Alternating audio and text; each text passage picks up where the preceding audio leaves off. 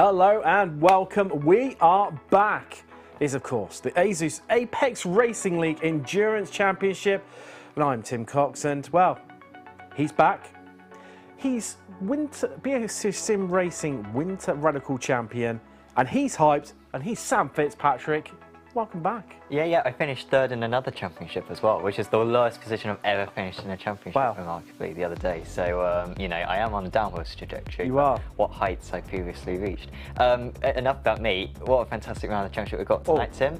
It's going to be Le Mans. But first, before we get into that, shall we have a look at what happened last time out at Monza? Oh, we need to refresh our memories, that's for certain. Roll VT. Sam, I think there's been a big incident in LMP2. I'm seeing a lot of people shuffling around. From Robin Glowham to give him a bit of space, honestly. Here was the spin. There you go. So that's in Reed Gartson. Wow. Oh, that was so unlucky for a few. The De La Roggia chicane. Oh, they're trying to just get on the inside there. 34 yellow. They've found a gap. They're up to second. Luca Alpert for Shearer Esport, absolutely storming around the outside, but he can't do anything with it. There's going to be contact, impulse around, and Shearer had to take evasive action. They've just about avoided them, and they have impulse. Oh, I think that was race clutch. Our race leaders almost making contact there. Onto the brakes into Retafilio. And this is surely Walk Racing going to be ahead here. They shut down the Apex to prevent any sort of momentum from Pure Sims. Wild now. I do wonder if that's maybe going to be retirement potentially. Oh, contact between the top two. Now that can be very, very bad. Oh, elbows out of the contact. He's going to hit him, surely. Oh, wow, he misses him. How did that Sabout 91 BMW? Neonite, though, are going to go past Sabout Esports. This is for third position. Remember, Sabout lost to Shearer Esport a few laps ago. Alongside for third as well. They've been able to get it back. Dan Craft back to third position. But he's running around into the wall. Has he missed the wall, Sam? I think he's missed the wall. It's RD on the outside. Can they swoop around? They all lock up. They all nearly collide here, Sam. Oh, he's going to be boxed in. He's not going to be able to do anything here. It's Pure Sims, and he's going to lose forward, Sam. As 54 Black moved past, and that was our race leader, Manti Racing. And of course, he's just misjudged it as sector. I thought he could have made that. I feel like he could have made that. At times there were differences of 10 kilometres. And look, you can see just eats them up for breakfast in the slipstream, pulls alongside, so he is ahead, with a bit of elbows out. Race clutch. They are going to take your victory here in round 3 of the ASUS Apex Racing League Endurance Championship.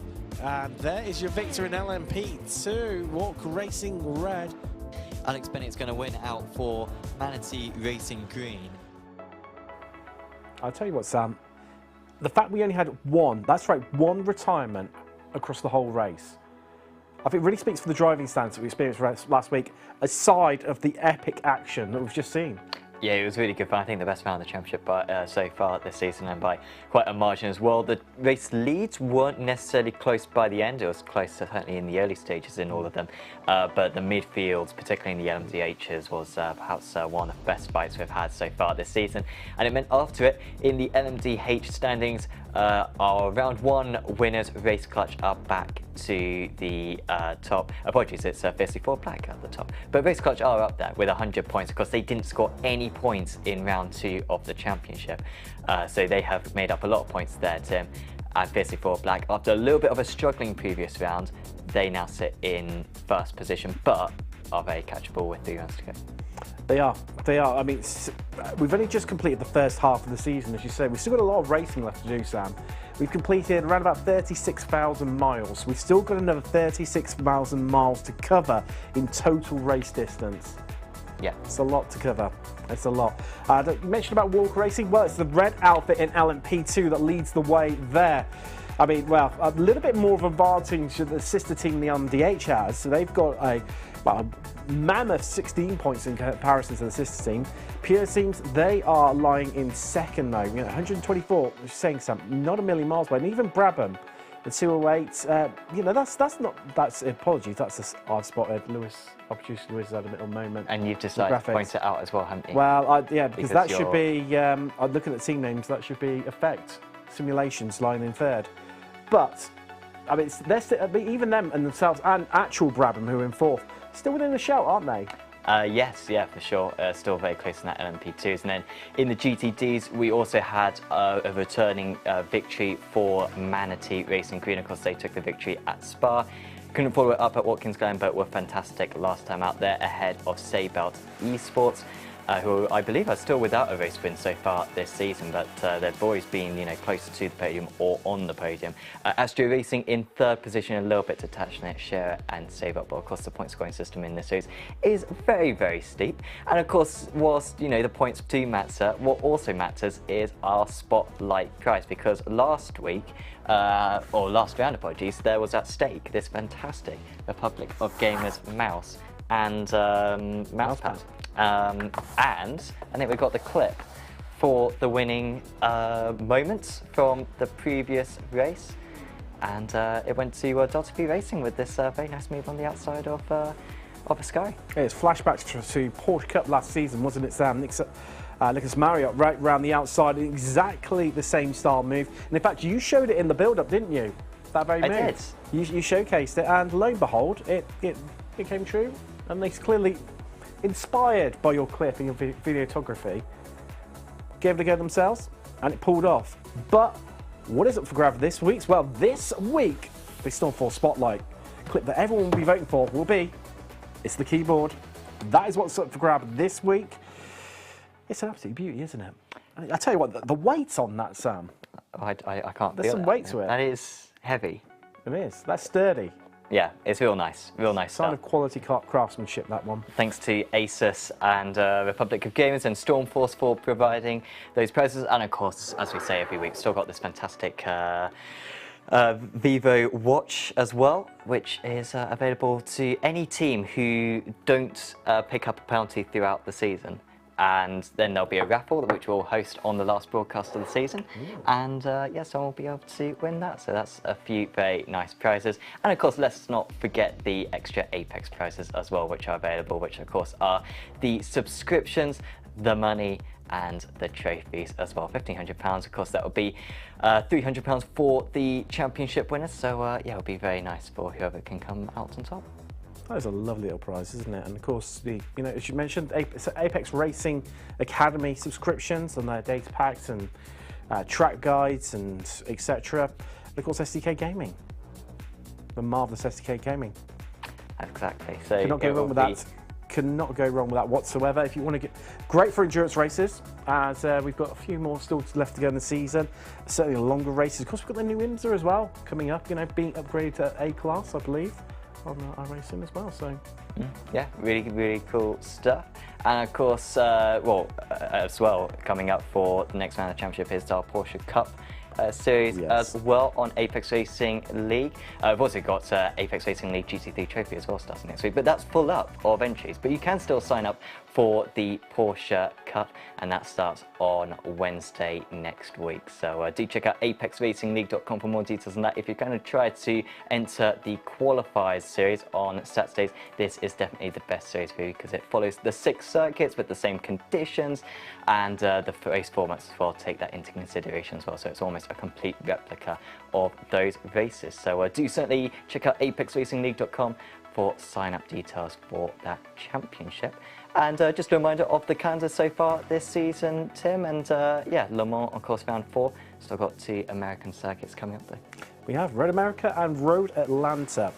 Now, I said in the office time earlier, I'm not a fan of Road Atlanta, but that is always an epic race. Doesn't matter what it is. Commentate on around there. Only a week ago it was Ford spec races and the Formula Fords. I've covered prototypes around there. No matter what, it's always an absolute cracker. So I think you've done yourself proud there, coming up with that little calendar. It is very, very good. And of course, this round for this week is Le Mans.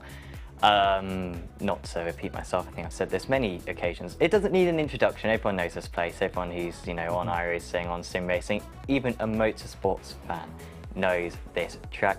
But we've identified a few moments, Tim, of previous races which have happened in Apex Racing TV in the past, and some of the danger points to watch out for. And one of them is the Tetra Rouge S. and this is a bit of a bottleneck. Very little runoff area, very easy to lose it, and this was an incident back in, I think, the official series. It was 3 years ago, Sam, in fact. Yeah. And, well, you see what happens, cold tyres through that section. Then you end down the Mulsanne, Sam.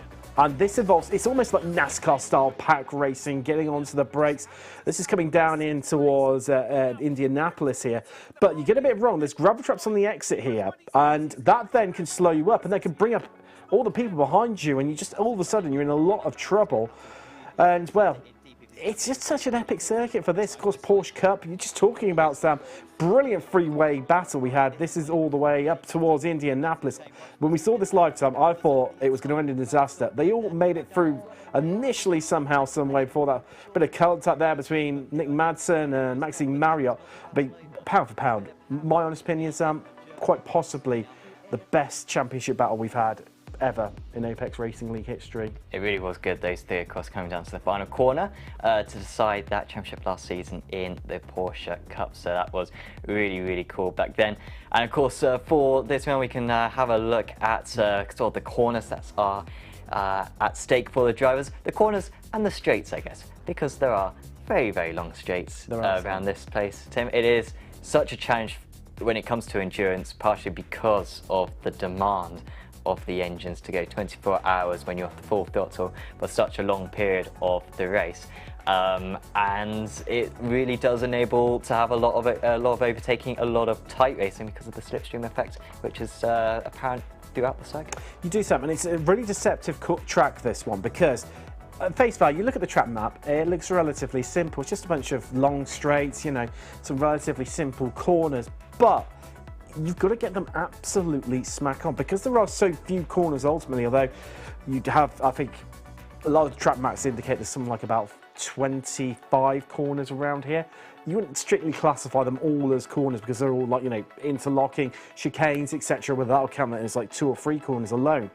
But it's all about, as we saw from those clips earlier, Sam, about that exit. You have to absolutely nail it. Otherwise, I mean, yes, the slipstream especially does play a part, but you do then get enveloped so much more easier, and they're getting tripped up one another. But then it's when you get down to Indianapolis, that entry where it's you having to teeter and balance the car on a knife edge, the first part of the entry before you hunk it left through Indy. For me, it's really, really challenging. It's so easy. The rear of the car is all light. I don't think that's even because I'm rubbish. Yeah. As much as I am. Not. And of course, the rear wings as well got to be so narrow around this circuit as well, like because of the high top speed, very long straights. That when you get to the corners, particularly the Indianapolis, as you were saying before, and also the Porsche curves as well near the end of the circuit, it is ever so tricky to keep hold of the car. Just see it over our shoulder right now, the very corners we're talking about for that long run up to Porsche curves, which is another. I love the feel of the weight transfer of the car through here in Sim. It's absolutely brilliant, but it's not the only challenge you've put to the drivers, is it? No. You're thinking no. I don't know what challenge you're thinking of. Most around here, there's a lot of daytime races. When people set them up in Sim, or nighttime, or even sunset. No. You've cut the Well, there's not enough sunrise races, are there? We always think, oh, let's start it in the day and end it in the night. What about the other way around? So we've done that. So it'll be a bit dark for qualifying when we transfer over in a few moments' time. But then during the race, it will pretty much be all light. But with the sun sort of on the horizon, it might get on very picturesque. It might get in the driver's eyes a little bit. And of course, that's when the fastest times come in, usually during the 24 hours, whilst the track is heating back up, when the drivers have got good visibility. And that's what they'll be racing in for the full 3 hours today. So I think they'll very much relish the opportunity. I think they will. And, well, I wouldn't say prediction time, Sam, because whenever we make predictions, it goes horribly wrong for them. I got it right last time. In qualifying, I was 2 out of 3. You were, actually. So don't put me in the basket I'm talking of more bad under race. predictions. I'm more under race conditions, really. Okay. That's what I'm talking about here. Well, I mean, I'll go race clutch to take the LMDH win, obviously. Walk racing for LMP2, and I'll go Seatbelt for GTD. Which one? There's 3 of them. 90. I was going to say the Ferrari one. I was going to say that's a nice way to hedge your bets. Just pick a team that has three cars in one category. Play the maths. I mean, Sam, I don't want to make it because whenever I do, they crash and burn and die. So, Sam, a little bit different this week. Who do I want to have an absolute shocking race and end out on the first lap? First psychology there, just trying to click in. I would like, I mean, LMDH is so hard to try and predict anyone other than Race Clutch. It is a bit. Bar at Watkins Glen, when they had that incident with the back marker in the heel of the boot, I mean, they were leading by 45 seconds. Other than that, realistically, I can't see anyone else taking that category. Okay, so you're just copying me. I am, You get the but message? well, unless they have a big incident. I mean, they are only 7 points in front in the championship, so yeah, potential. Sure. Well, what do you think of the LMP2 and GTD? Shall we transfer over to qualifying? And Is it really that time already? I think it is. Time flies when and, you're having and fun. see what times are being put in for the 10-minute session, which is about to start. So we'll be back with you in just a few minutes' time.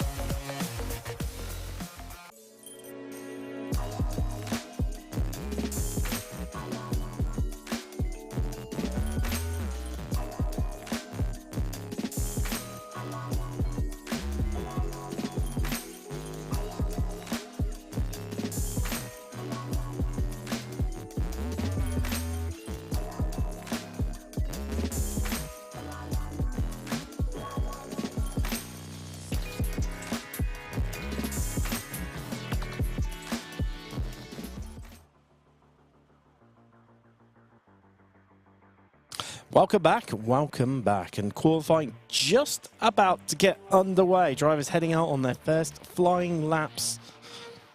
Sam, good to see. But, you know, we've got so many people in the chat already, and good to see that. You know, love to know your thoughts as well at home. Who do you think is going to come out victorious tonight? Who are you cheering on?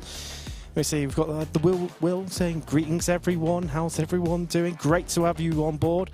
We've got Cara. Use Le Mans, no chicanes. that would have been something a little bit special, wouldn't it? Yeah, I'm not sure how that would work. It's never really done. That's pretty simple. You just keep your foot flat to the floor and you don't stop until you get to the Walsall corner, Sam. I think we've literally done it for one race, and I think it was for some random clients I think we had, and I think they had a little bit of fun with it, but it was mainly just a bit of fun.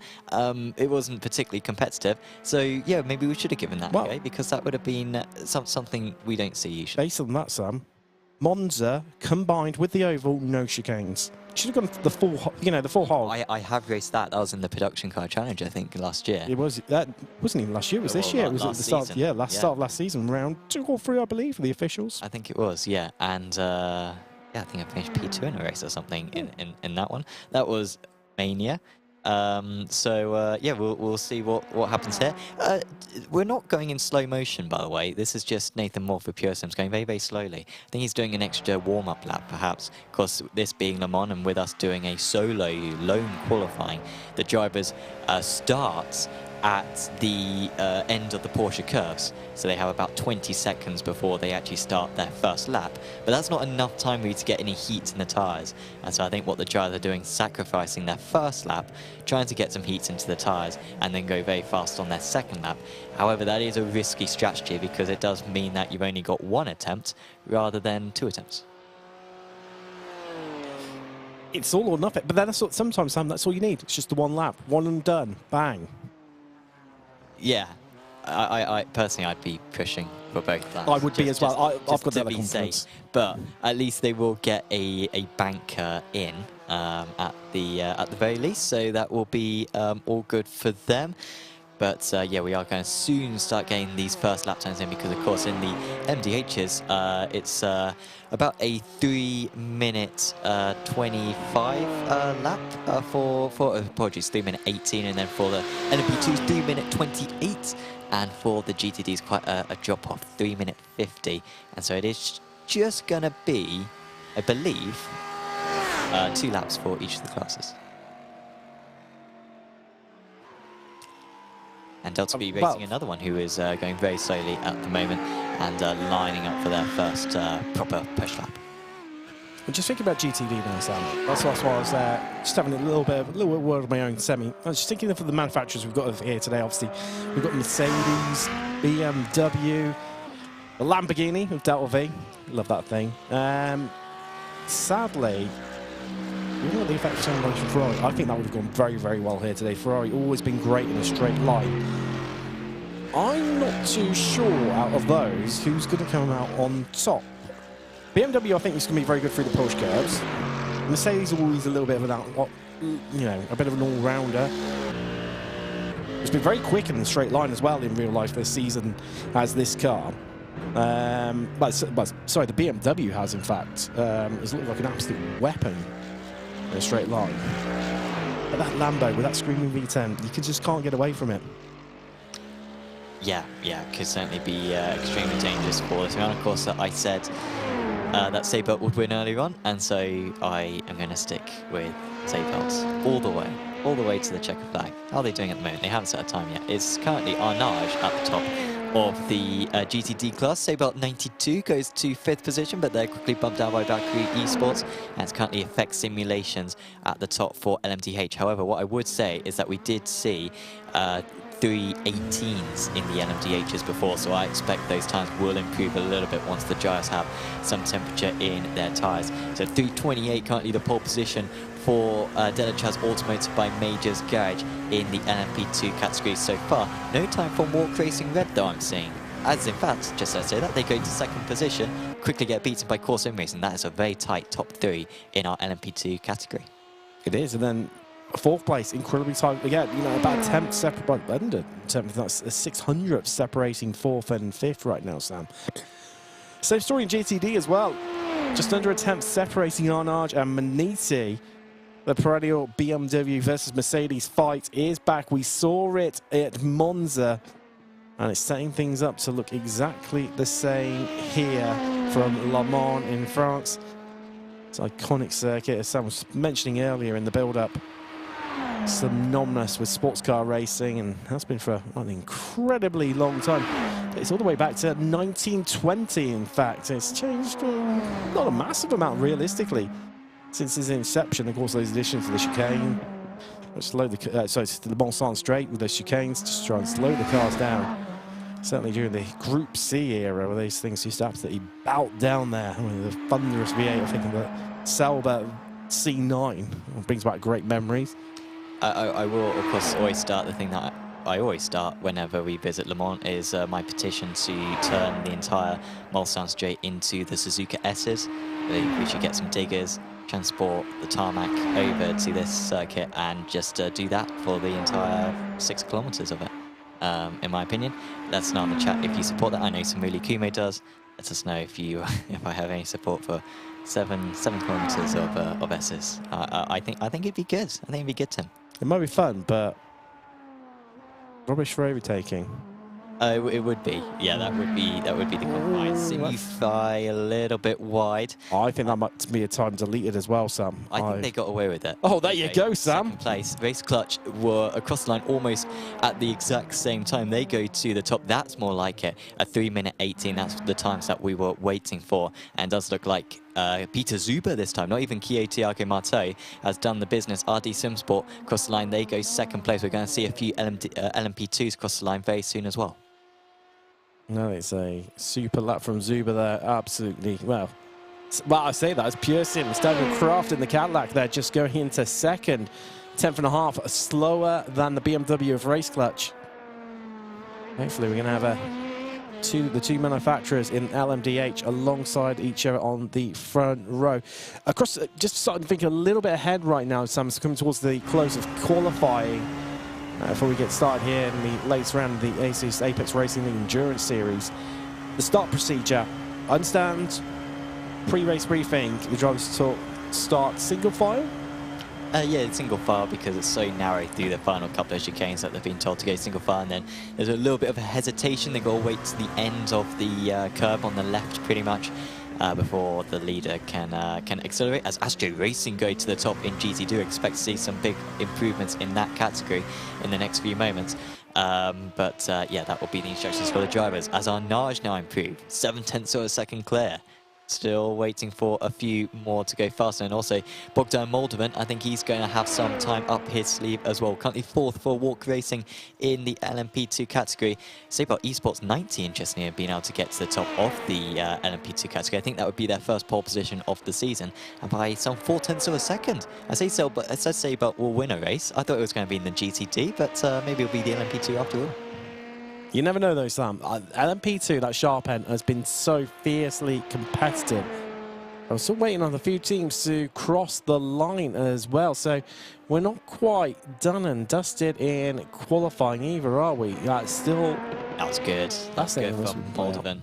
I think this could be enough for the front row of the grid, maybe pole position. Is it? Oh, maybe it was invalidated. Okay, that was not a good time, it seems, from Walk Racing. Moldovan not improving that time round. I think it was an invalidated lap time.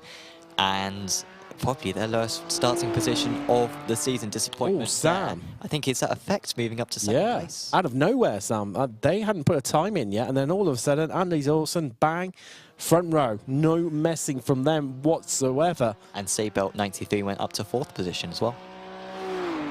In GTD, that is. Surprising. Maniti all the way back down in 5th in GTD, Sam. That is... I would expect to see them top couple of rows, so they'll be starting a little bit out of place. Interesting that Alex Bennett qualified that car rather than Tim Masker, who's been very dominant so far this season. So maybe Tim isn't around for this round of the championship, or maybe not unable to do qualifying. Alex is a very quick driver, however, so I'm sure he'll be in the pack. Honestly, one of the least important qualifyings of the season, dare I say, Tim. I think you're right on that one, Sam. But it does not stop bragging rights whatsoever. And talking to bragging rights, that goes to Peter Zuber of Race Clutch, taking pole here from round 4 of the championship. Daniel Craft of Pure Sims joins him on the front row in LMDH. Then it's RD Simsport with Simify Esports Effect, joined by Magic Arrow on row 3. Row 4, that's Scuderia Volpe Viola with Scuderia Volpe Verde to lock out row 4 for the Italian outfit. Then across into row 5 and round out your top 10, it's Delta V and GE Sports Racing Team. Prasanda Nomad, they've got Clash Sim Racing next to them on row 6. Row 7, it's MA70 Esports with Fiercely Forward Black. And then Netrex Grand Prix rounding out the field in LMDH. Over to you, Sam, for P2.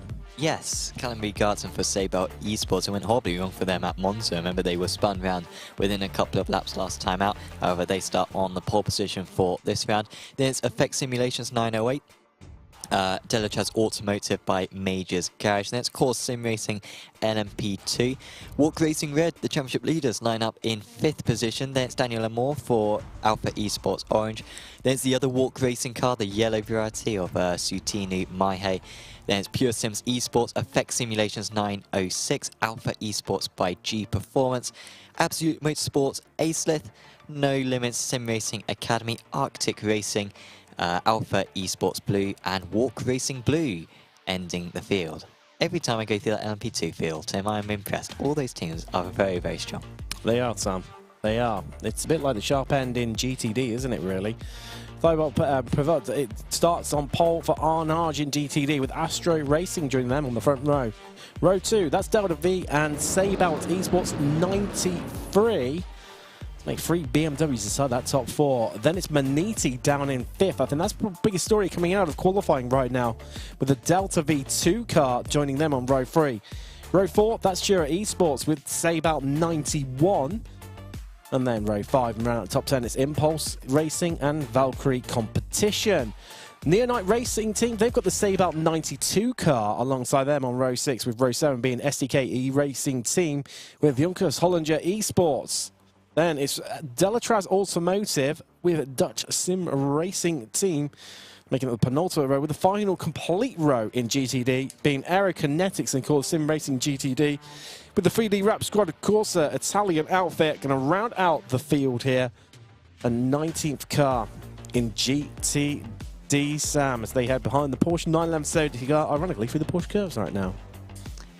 Yes. And we'll soon peel off, and then there will be the final couple of chicanes where pretty much it will be completely under the control of Peter Zuber. The qualifiers have to start the car in this series, remember, so everyone who put in those qualifying laps will be in the car first, which will mean there shouldn't be a whole lot of pace difference when it comes to the race compared to what we just saw in qualifying. The Race Clutch really wanting to put a foot on this championship. 2 wins already this season, plus a no score. If they win tonight, they will guarantee to go back up to the top of the championship. Of course, Walk Racing Red just looking to maintain their lead in the LMP2 category, and so too are Manatee Racing Green building up a gap in the GTD standings as the field goes into single file, and the racing will soon be underway, Tim.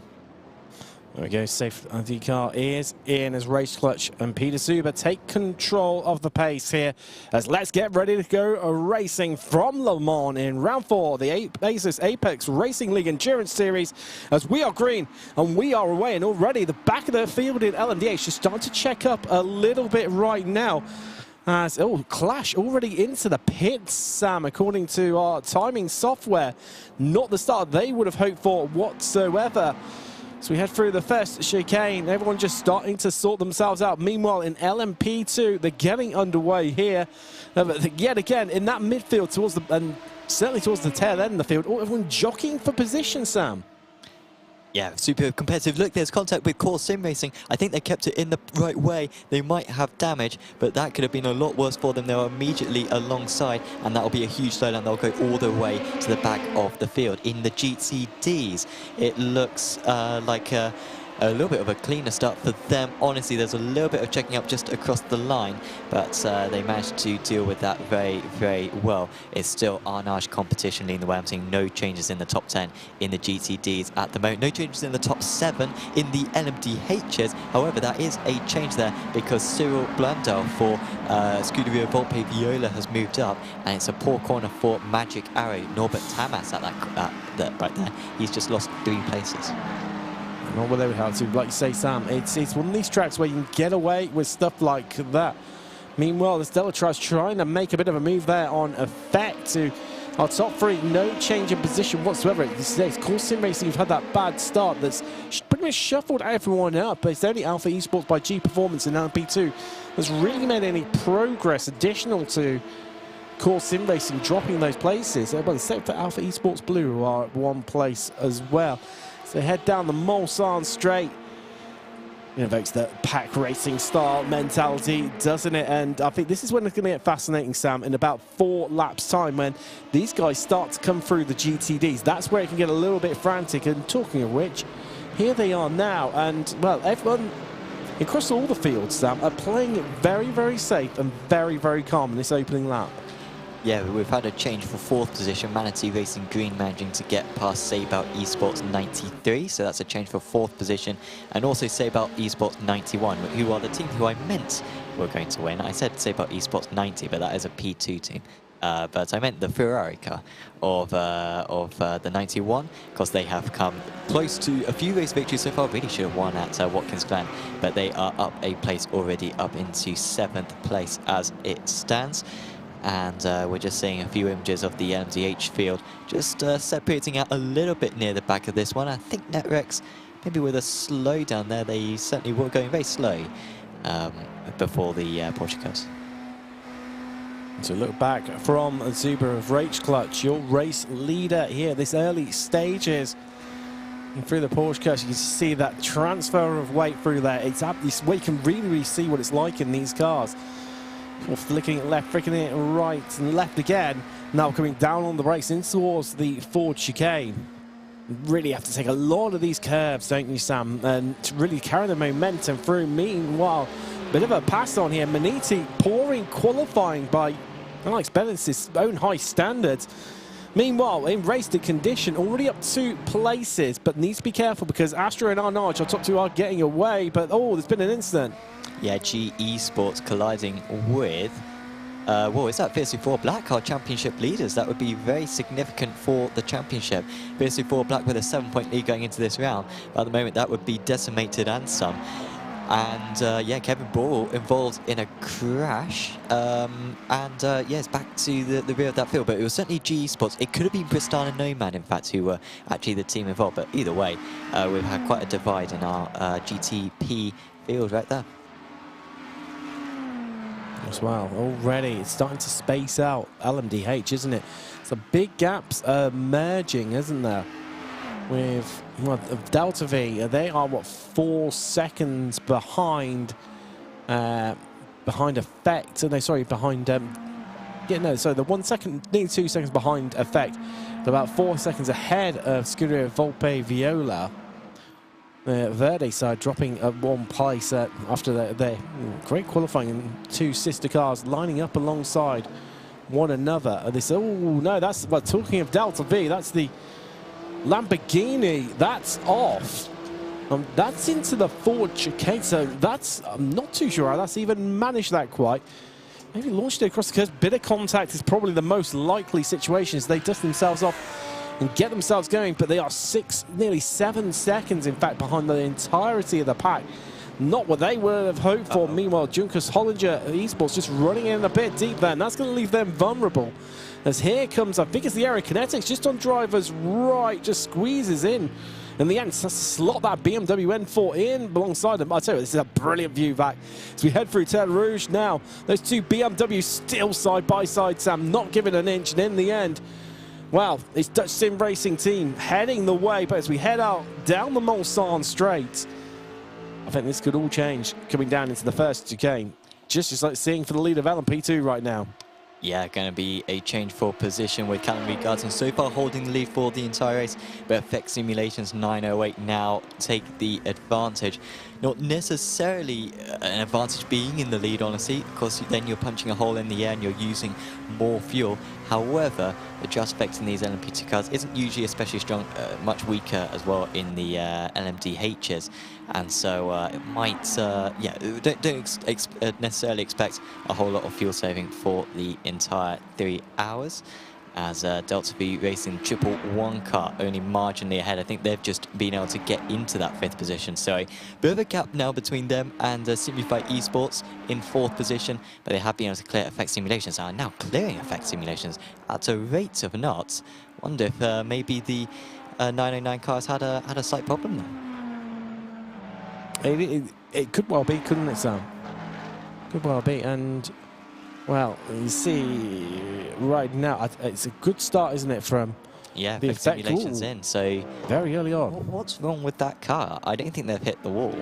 So Quali-fuel? Have they left quali-fuel in, Sam? Oh man, could be. I mean, and of course that'll be their qualifying setup as well, so that will cost them for the rest of the race. I see. It's going to really, well, it'll be incredibly quick down the straight line. I would imagine. Yeah, but maybe. just when it gets through their Porsche curves and Corvette and Ford, that could be a bit of with a full tank of fuel on board, that could be a little bit hard to handle, a bit, you know, a bit risque. And we'll find out though. The ride height will be much lower as well, so on full fuel it will be very, very low to the ground. Scraping and grinding its way down the Mulsanne Straight, especially in the centre where it's sort of cambered. But this is the start. Obviously, Race Clutch just, well, Peter Zuber absolutely smashed it as always. Exemplary. And, well, yeah, again, it was down those midfield. You just see in the background there, Sam, people scrapping away. Yeah, just with the way that the race start works, and there was the contact with Core Sim Racing, made that initial contact, and they were just absolutely full on the brakes and kept it in roughly the right way. I think they'll have some optional repairs to take at their pit stop, but it won't suffer them too badly. And in the GTD, there was no changes in the top 10 for a while. There is the side again, and you can see Core immediately, once they made that contact, they were on the brakes and just desperately trying to avoid big contacts. This Arctic, ooh, wow, that was a big hit from behind, wasn't it? Very sort of similar to what you saw happen in real life, Le Mans. So that was fiercely for Black then. I wasn't 100% sure if it was them, but it was them with contact in live pictures now, Sam, isn't it? Between the 2 BMWs there. That's Valkyrie and Shura Esports. Oh, they're slow off the corner, and the Seabelt 92 is just going to walk straight past them. You see there's a bit of a gap back to the Junkers Hollinger team, the Mercedes. You can just see in the background there, they've got Nuno Flores, the Argentine, in the car at the moment in these early stages of the race. But you can't believe it, Sam. I think it's just the massive lap around here. 9 minutes already complete out of 3 hours. We've still got 2 hours and 52 minutes left. And Sam, good news this week. Not one sim racing driver live in the stewards. As we see, oh, there you go. Talking of stewarding, Walk Racing Red post-race 55. No, I was going to say 55 then. 5-second penalty, in fact, there.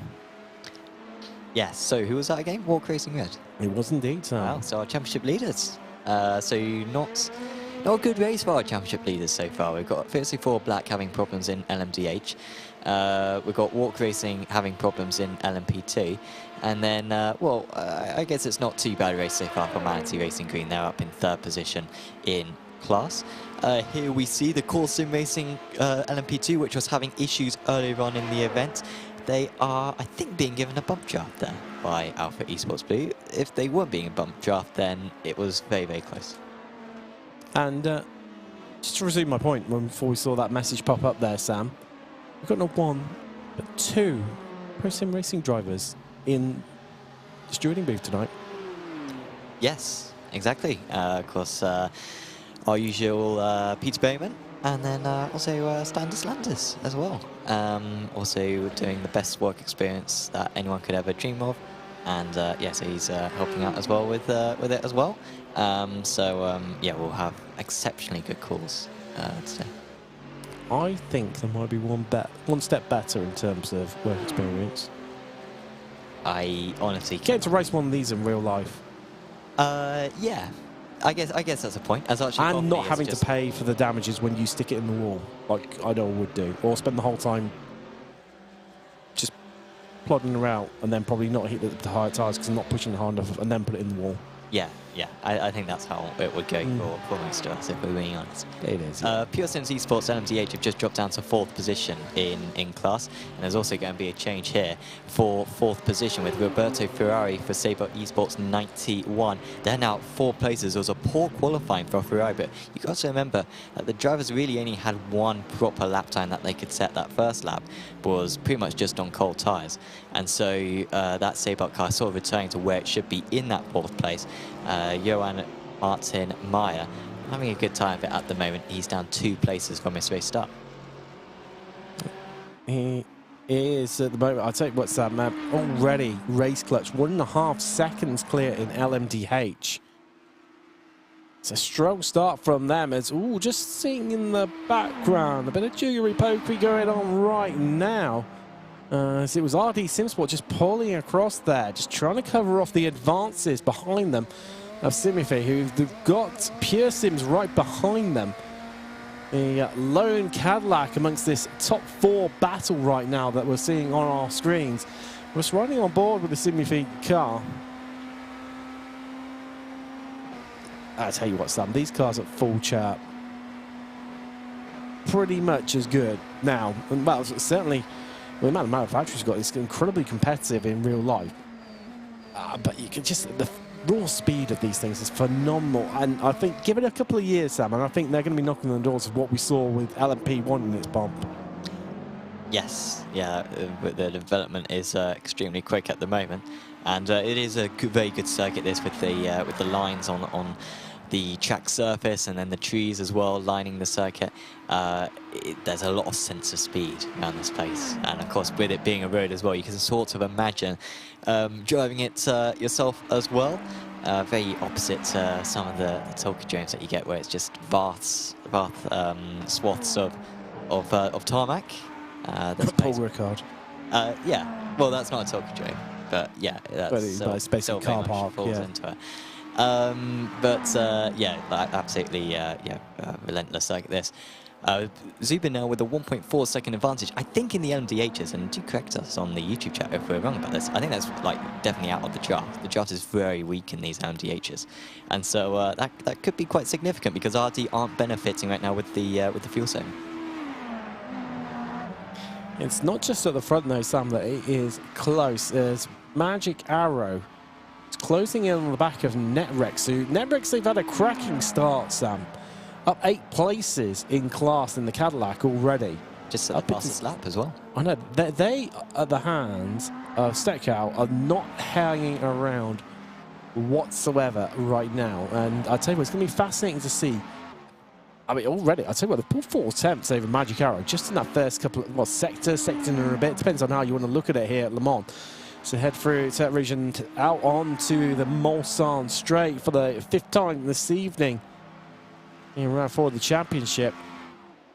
And they are not catching them whatsoever. Meanwhile, down in LMP2. So they screen past and head across the start-finish line. That is Effects leading the way with Walk Red. They are behind them, but they've got a larger advantage compared to what we saw in nearly called it LMP1. It's all about talk of it previously, but in LMDH. So nearly 2 seconds, in fact, that Effects are ahead of Walk Red. Yeah, really is an amazing performance. Sorry to cut across you. What's gone on in LMDH? Yeah, Scuderia Volpe Viola are stationary. Blondell was having, I think, a good race, wasn't he? I think he was up 1 place, and he started 7th place, was up to 6th. And it's gone so badly for him, it looks like he's turned invisible because we can't see him. Apologies. What? Is he back? He's back. Okay, that's all good. There we go. He did go. That is worrying. Oh, well, Simufy, and now, well, no, that's not connection issues, Sam. That's them dropping. That is actually them dropping down, and now look at the. So, oh, in the background, Sam, this car pulling over. Is that a slowdown? I think it's gotta be, and that's Scuderia Volpe Viola. Yeah, so it's still once again. That's more than a slowdown. That is, isn't it? He has got some kind of hardware issue.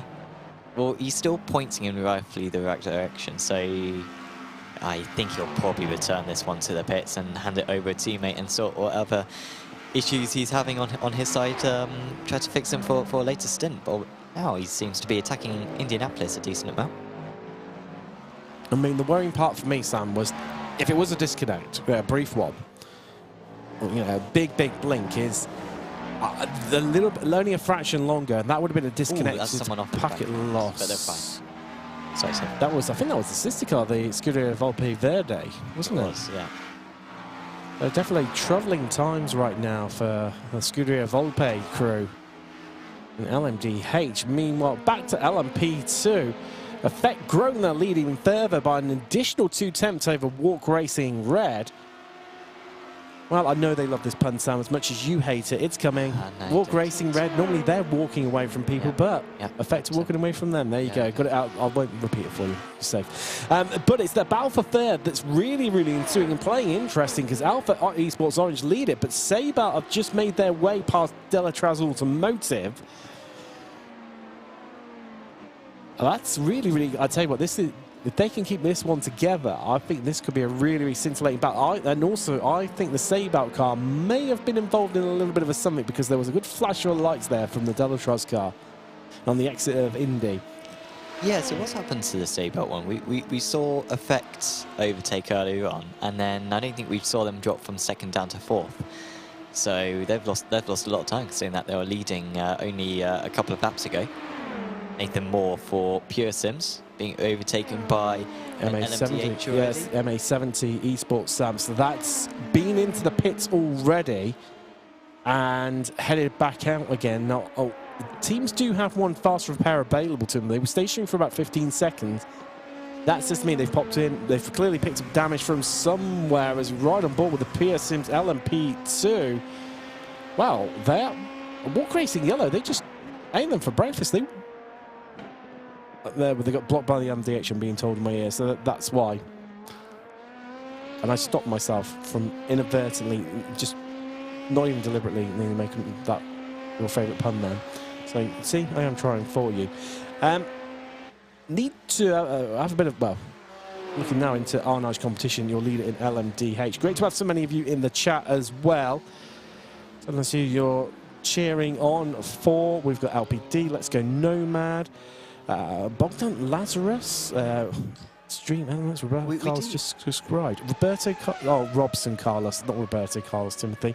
If you're brand new, don't forget to give us a like as well, and thank you for your subscription. Slow down on lap 3 for the Saybell and Delatraz. That's from Gibram Racing. That'd be James Gibram. There we go. James Bell saying, let's go Dan Moore. Well, he's had a good start, hasn't he? He's up 3 places for Alpha Esports Orange and LMP2, up into 3rd in class. And Ernest saying, I'm not sure language, maybe French, possibly some Dutch, pretty possible. Yeah, I don't know why you're saying that. No, because I know what that translates as, Sam. Really? It translates to Tim and Sam are absolutely amazing, and I absolutely love Apex Racing TV, and everyone should subscribe to them and give them a like. That's what it translates. That is what it translates to us. Honest truth. Honest to truth. A bit earlier on, Paul must be saying World Shot quali's going on all round. Well, I tell you what, worked for your guys, didn't it? Certainly your teammate Andy Dawson in LMP2 onto the front row. And yeah, great to have you all on board. Love to hear from you as always. Well, it's happening, Sam, the pass through. Yes. I think they're going to have...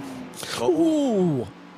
And these guys are battling, remember, for P2. So that was RD Sim Sports and Pure Sims, really like within tenths of a second. But that's for P2 in the overall standings.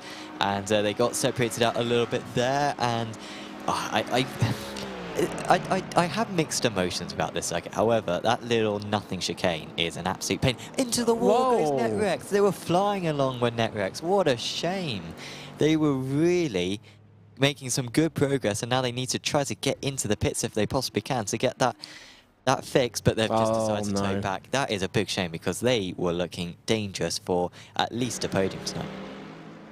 Well, that's shaped things up a little bit, hasn't it? And in fact, I tell you what, during that pass through, Sam, Race Clutch have lost some time. They've lost about, I'd say about 6 tenths. Well, they lost a second on that entire lap overall, but they're going to make a bit of a jump for it now because they're able to get past the Tetra Rouge. To be fair, RD didn't lose that much time either. And in fact, the gap's now down to just 7 tenths of a second. Here we go. Be back in the charts. Marto was saying earlier on chat how the gap was up at over a second and therefore it was out of the draft. I'm not sure if they're out of the draft anymore. Pure Sims move up to 2nd position and they are motoring along and they can see the race leaders right there. They might even have a go at the race lead because they're only a 1/10.5 off. But they back out for now. They know there'll be better opportunities later on. So, they've got some replays. Let's have a little look. Oh, Sam, right. That was true. Yeah. Big moment for them. I tell you, well held from them. So this is pure, right. That's the Pure Sim slowdown. How that one came together. So this is Delatraz on Saber, and well, you can see just how close they are. 0 love lost between those two. This is how Netrex were making up positions. That was them up into, I think, 5th position. So that's well, there you go. Wow, that's could have gone so much worse as RD Simsport headed their way through there. Ooh. STK having an off, and then that would have been a well. Let's see if we get the full rejoin because he's desperately trying to keep it on. Sun just peeking over the walls, but he did a good job there. He stayed as tight as he could to the inside of the circuit. Meanwhile, Zuba still leading the way for Race Clutch. Gap is at 5.5 tenths, and of course it's always tricky to tell what's going on in terms of the draft because the teams will use different levels of energy around different parts of the circuit, but certainly to the naked eye and to the timing tower, you can see Pure Sims are making up time down that straight. Well, great to see the Cadillac up into 2nd place, Sam, and also the Race Clutch aren't just having this all their own way, like they've had so many times this season. What I would say is that Marto has been the faster driver. He has. And so, potentially, he might be able to pull away later on. Remember, Zuba was under big pressure last time out. As here we go, there's going to be a move change for lead. Pure Sims lead the way in LMDH, not hanging about, committed to the overtake into the Porsche curves, and trying to make a break for it immediately as well. So Zuba couldn't hold on for longer. He's held on for 23 minutes. And now we have a new leader at the front of our field. And I believe, Sam, correct me if I'm wrong, the first time Cadillac's led this season? Yeah, I think so. I think that is a good shot. I think it is. Unless there's been like awkward pit stops and whatever. Yeah, aside of the genuine pace, you know, Yeah, not genuinely the leader right now. out of sync pit stoppage, shall we say. As there's the Alpha Esports orange car that's got Delatraz and Sabout 90 car right behind them. Now, Sabout going a little bit slow in the background there. I wonder if they picked up another slowdown at the Mulsanne hairpin. could be some, but I would have thought they would have lost a lot more time than what they have done. But definitely, Reed Garton seems to be just struggling with that car a little bit. Meanwhile, another slowdown for Kraft, it looks like. well, it's game on at the front here in LMDH right now. RD to the lead, Race Clutch second, Pure Sims dropped to third in the Cadillac. So we ride on board with Race Clutch. What's Zuba going to do? Equally, what's Archie Coveney going to do as well? Well, it was initially that defensive line, then moved back to the left-hand side of the track, back onto the racing line. Well, tactical game chess right now, Sam, just covering off one another. You can just see from the top of your screen the rear view mirror. That BMW you're on board with. And the Cadillac is closing down from Pure Sims, but Race Clutch being pulled along by RD. Now, for all this battling, Sam, I'm surprised a lot of these guys, you know, it's not one of them of the three, just happy and content to sit at the back and just fuel save their way around this one. Yeah, and lets us know on the chat as well, anyone involved in one of the MDH teams, but I believe at least that it'll be quite a tight three-stopper tonight, because 2 weeks ago at Monza it was a real tight three-stopper, and I think a couple of teams even went for a four-stopper where basically you got to get to the 45-minute mark in each stint. I think this is a similar fuel consumption circuit to Monza, and so I think fuel saving basically will be very advantageous in this class.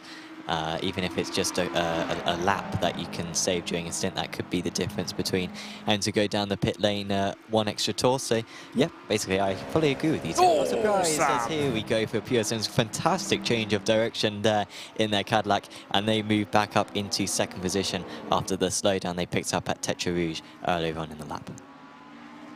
Tell you what, Sam, this feels a little bit like high-stakes poker at high speed right now, with some of the moves and shakes being thrown by this top three. They are leaving nothing on the table whatsoever. And of course, good pace right now for Mark Perez for Simify Esports, catching up in fourth place, and even Delta V Racing, the 111 car, doing well in fifth position. In the LMP2, still FX Simulations leading that one as well. In fact, they're just about being overtaken by their LMDH teammates.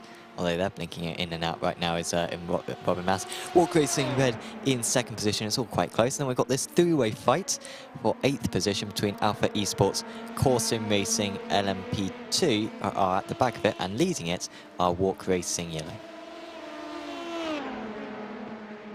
So yeah, just seeing for Esports now in the middle of Walk Yellow and Core. It's all penalty, Sam. Impulse Racing 368. So that's the GTD drive-through penalty, causing a collision. So that's Lars Meyer up one place in 8th position right now is Lars, and very close to 7th position as well. A drive-through penalty around here is very costly, as far as I'm aware. It's a long pit lane. On Alpha. board. And they're going to squeeze through here, Sam, surely on the run-up to Indy. This is good. Well, it's going to give them the outside line here, though.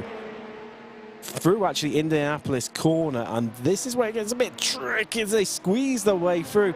Because we spoke at the build-up about how the rear end of the car goes really light through there. As you're hard onto the anchors and the flash of the lights from Klaus, who's not overly impressed by that move from Mihai. In the Walk Racing Yellow LMP2, the 222 machine just in front of them. I'll tell you what, Pascal 6 of Court has got the best view in the house of all this. We look back from Walk Racing Yellow right now. The sparks being kicked up, and the sun definitely, you know, it's coming up, but there's a lovely little haze in the air, Sam. It's a cracking time of day, and hence why we're seeing some great speed. Scuderia Volpe Verde from LMDH and the Cadillac, they are into the pits right now. Yeah, it's not a scheduled stop. They should be able to go a fair bit further than that. So I think we did see... No, I don't think we really talked about Volpe Verde so far, have we? So not sure what's going on with them. And in fact, they are being overtaken by some of the LMP2s now. Yeah, that seems to be a little while for them to get through the pit lane, so clearly maybe gone through that a little bit gingerly. And Maniti, really dominant last time out. However, at the moment, lying in third in class with the Astro are just in front of them by 3 tenths. Arnage still leading the BMW, which seems to be a little bit like this season. You know, BMW's led, but then Mercedes looks strong for second and third. And that's pretty much been all she wrote in the category. Meanwhile, Lars, Mayer of Impulse, does have that penalty, of course, that we saw earlier on. Neonite in front of them. They've got Delatraz by DriveX behind them as well. As we head down the second stage of the Mulsanne right now, building up speed, going to shift up in the 6th gear here. Just tuck in. Let's have a little listen in, see if there's any fuel saving going on. They're going to lift coming into the chicane. Let's find out. Oh, big lift then. That's a big lift. Do you like lifting, coasting racing, Tim? Because I like I said earlier on, you know, I finished 3rd position in a championship on Wednesday. You did so. Congratulations again. Result for a man of my talents. I think everyone else was very grateful for the positions that they earned against me. But I did get a bit, but in that there was a lot of lifting and coasting. I did get a bit bored of it. I got to the point where I just wanted to push Tim. I wonder if, well, these guys can't possibly be thinking that. They've got to be thinking sensibly and lifting and coasting. But yeah, it will be tempting for them to push by the end. As here comes the move for Walk Racing Red past Effect Simulations 908. A fantastic turn of speed, but Effect are coming back. Straight up on the inside with the cut back from Andy Dawson there. Moldovan, what answer has he got towards the Effect car that's currently on driver's right? You can't see them tucked away. There they are, still side by side. A little bit of a run up a hill here, slightly uphill. Doesn't look like it much on camera, but in real life, you can really notice it. Certainly when you walk the cars, they're still side by side as they dive down into Andy.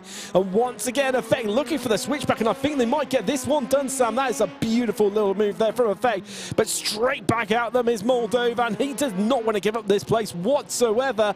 But that compromised inside line is what's cost them. And Effect reclaim the lead. Well, hopefully that gets submitted for the Stormforce Spotlight, because that was brilliant racing, and it won't be over yet, because still Effect are having to go defensive, and won't be any way round for Walk Racing on that occasion. But they are coming into traffic, which could spice things up further. Alpha Esports Orange with a very good pace at the moment for Daniel Amore. They're only 2.5 seconds behind and have been catching on this lap as they get their way past one of the Seatbelt GTDs. Doesn't seem to disadvantage either team right now. No, it did it whatsoever. So they're still... I always get a little bit nervous when I see battling like this, because you know, it can so easily end in tears when it comes, especially when it comes to multi-class racing. When you see, you know, cars in front of you or behind you, you know, just that traffic that either separate you, or you know, you find you have to take that bit more of a risk. However, it's also playing out directly behind them as well, between Alpha and Delatraz. In fact, that's Delatraz through. Yes, it is. That's them up into 3rd, Sam. Alpha Esports Orange still up 2 places from where they started, however, so they're still on a decent race. And this is what I was just talking about, Sam.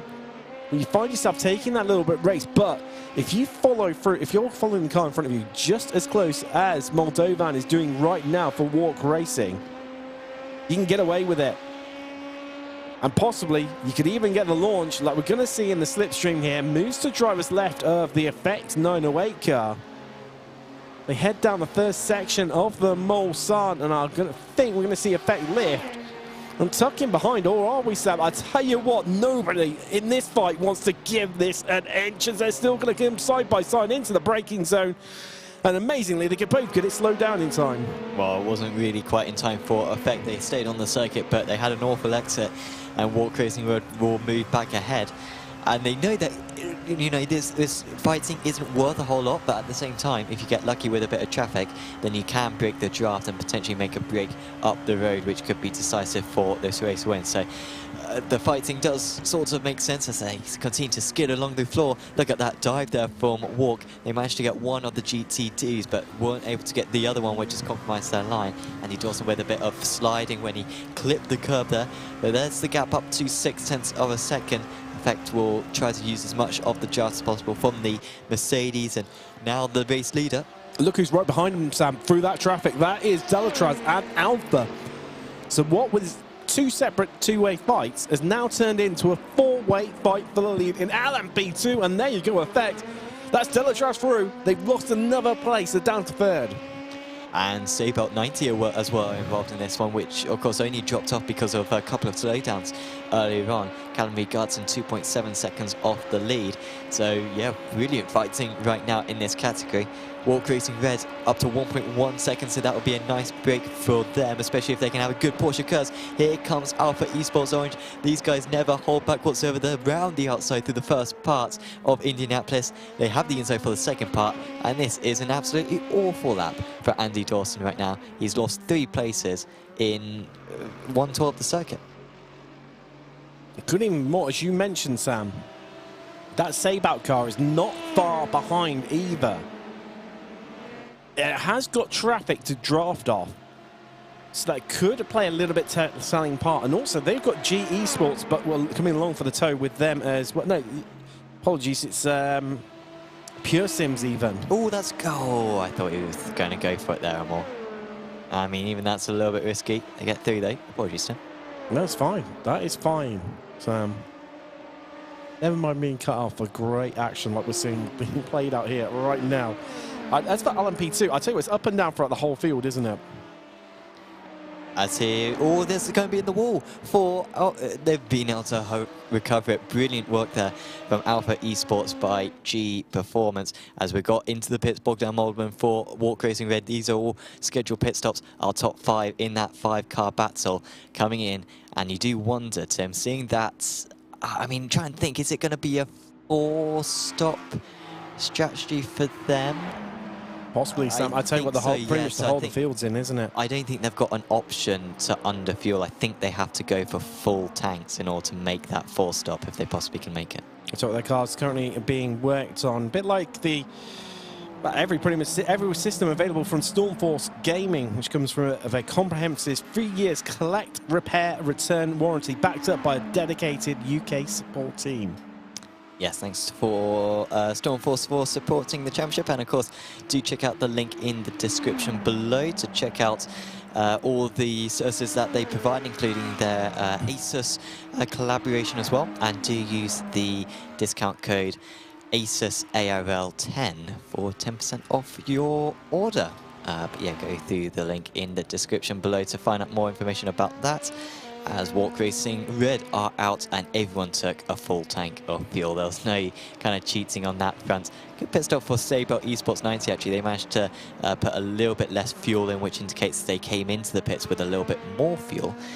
Yeah, they are now all back out on circuit. Pretty much with the same gas. I say that Walk Racing were able to make a second.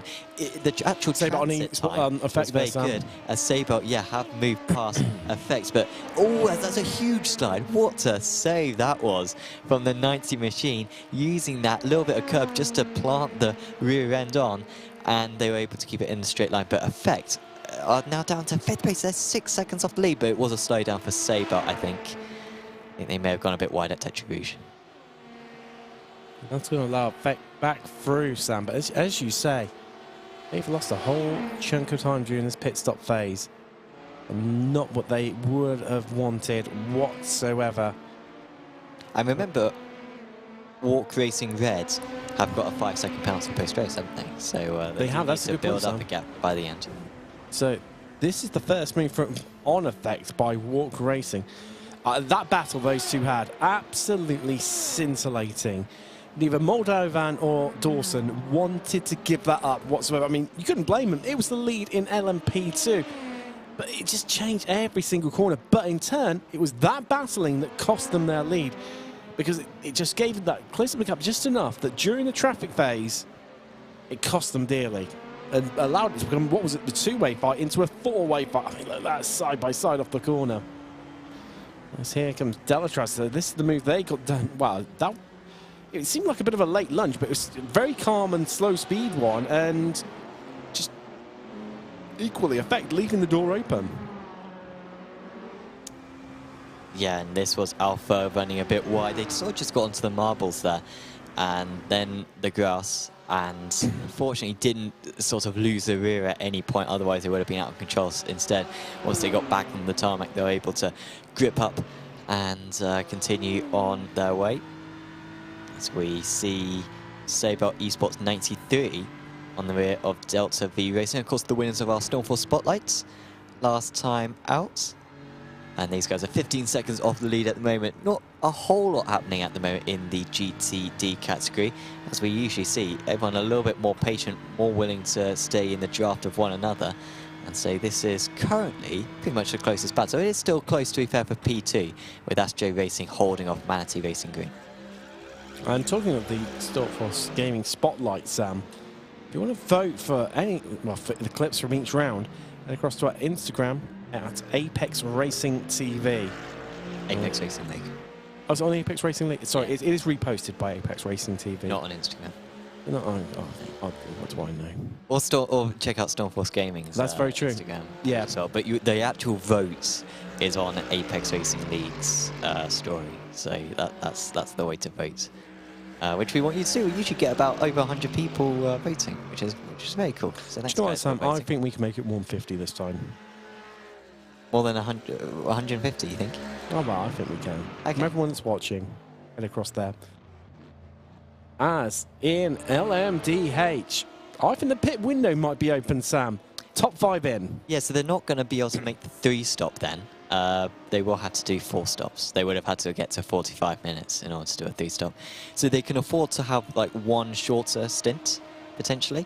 They can basically half fuel one of the stints. You can imagine they'll go 40 minutes, then an hour and 20, then 2 hours, then 2 hours 40, and then they'll have 20 minutes to put in at the end. So they've got 20 minutes of fuel to play with. So don't be surprised if we see one of the teams here maybe only take like 10 seconds less of fuel than their rivals.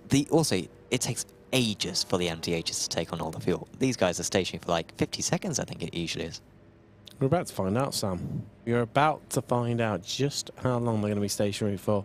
So that's Race Clutch, Pure Sims, RD, Simufy, Magic Arrow, Scuderia Volpe, Viola, and Delta V. All into the pits in class. We've also got the Walk Racing Blue LMP2. They've had a bit of a difficult afternoon, haven't they? Really residing 14th in class. They are actually at one place, having started dead last in class, 15th. However, that car is up on the jacks, has been for 25 seconds now. They did come in very early on that opening lap, so... There you go, 50.98. That's for Pure Sims, so they are ahead. And Race Clutch are in 4th position in all of that. So, yeah, some chopping and changing. And interestingly... Ooh, kept it in a good way. Well done, Zuba. But he's going to lose a place now to Simufy. Up to 4th position now, Simufy. Race Clutch in a proper battle today, which we don't usually see. Pristana Nomad leads the way, however they pitted on lap 2 of this race, so they will need to pit probably this time out. And of that top group as well, Sam, Race Clutch had the shortest stop. So maybe just overshot his box a little bit. I am wondering. Which is where he's lost all that time. Yeah, potentially. Well, it was so going into the pits, it was Pure Sims leading the way, followed by RD, followed by Race Clutch. So it's not Race really Clutch seem to have lost a bit of time though, Sam. Maybe it's just me who's feeling that.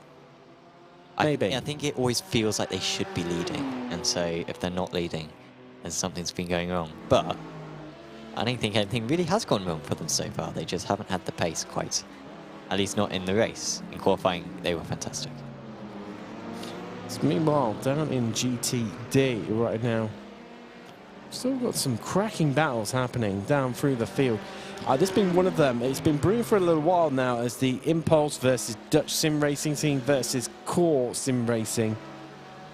they've had, you know, they're coming together. So I say coming together, you know, in terms of passing, nothing horrific, nothing dirty. 2 BMWs and a Mercedes. Mercedes being the core sim racing car.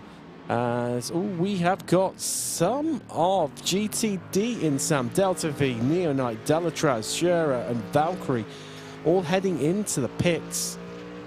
And of course, some people watching along might rightly think, well, why are the GTDs pitting so early? Well, it's because we put a 90% fuel limit on the GTDs. It means around some of the twistier circuits, they don't have any chance of making the full hour, so it's not just a fuel save race. Instead, pretty much every round they are forced into doing an easy 3-stop.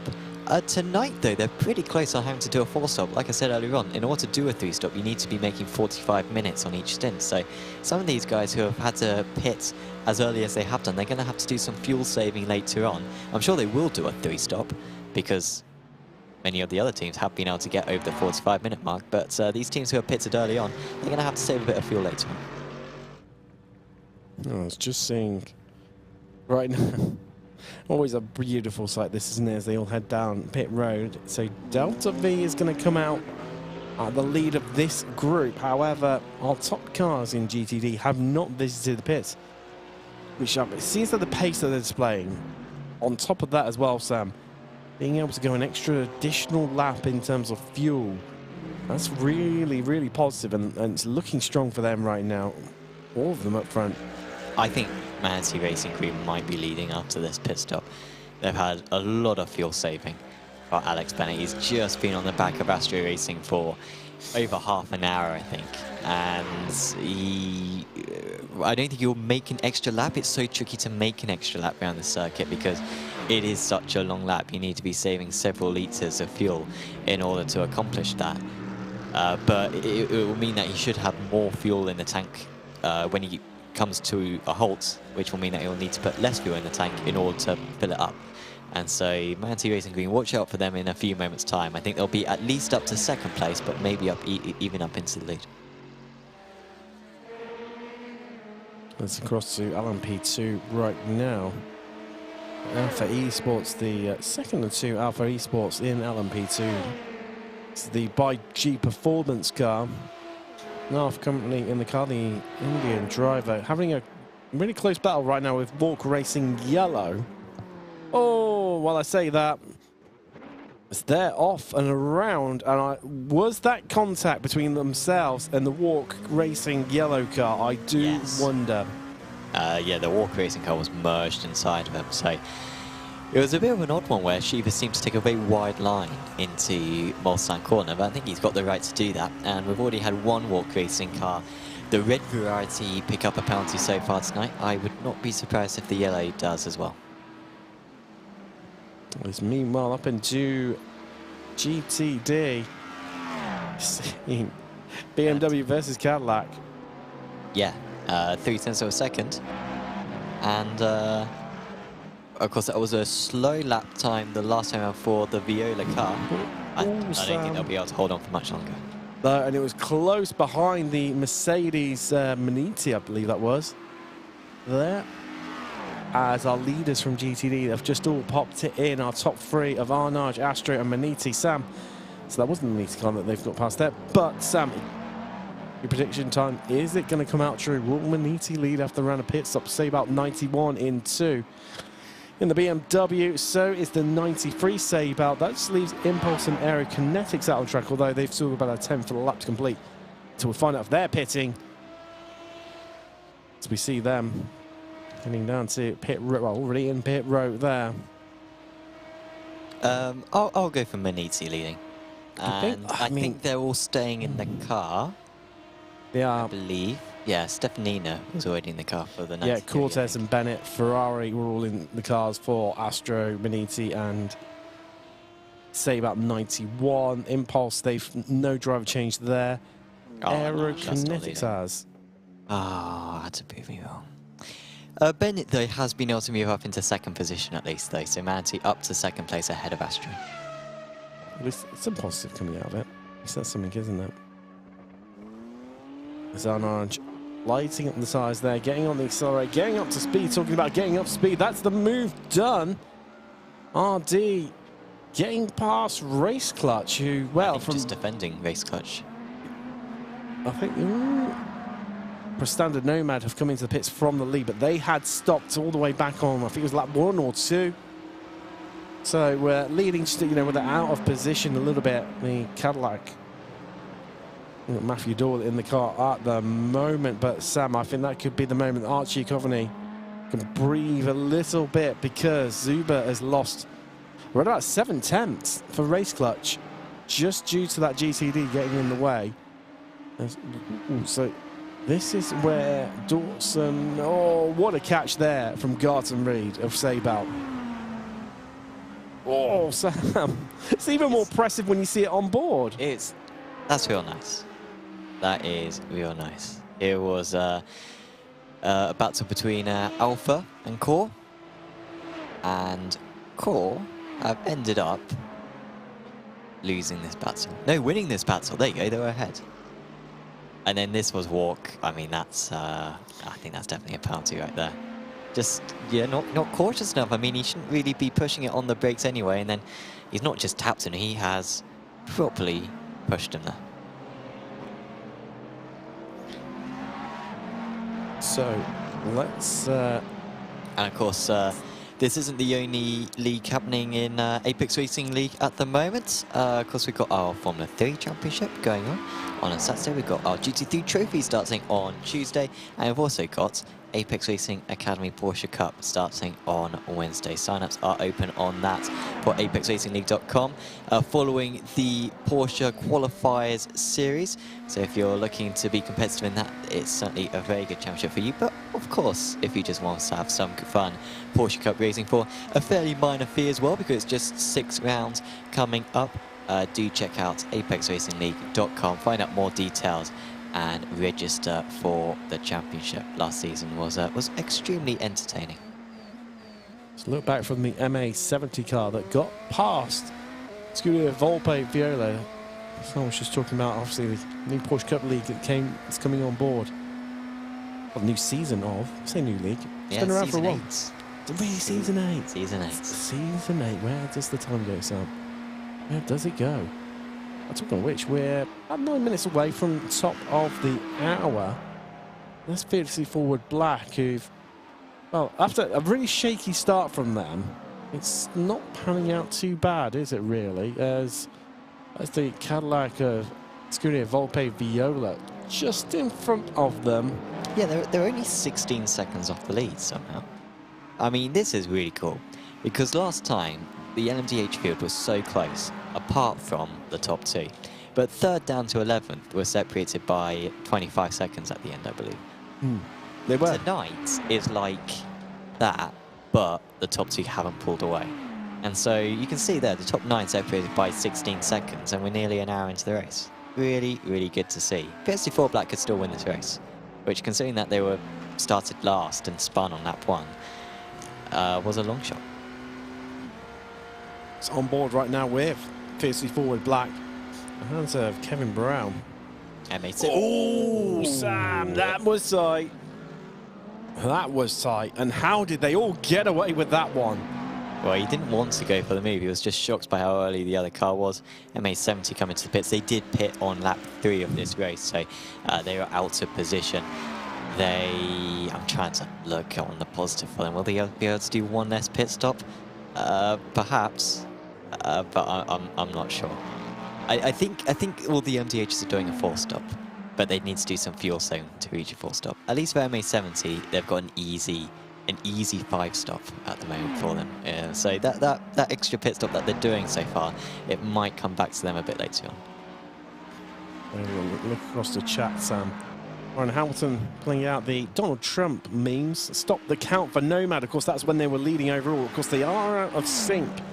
The Prestanda Nomad car, currently 11th overall in the Cadillac, and, well... If only we had rain, then we could have monsoon weather, red flag comes out. Job done. Job done. Oh, you don't even need a red flag, to be fair. It could just pour down with rain, and then everyone has to come into the pits, and they're absolutely loving it.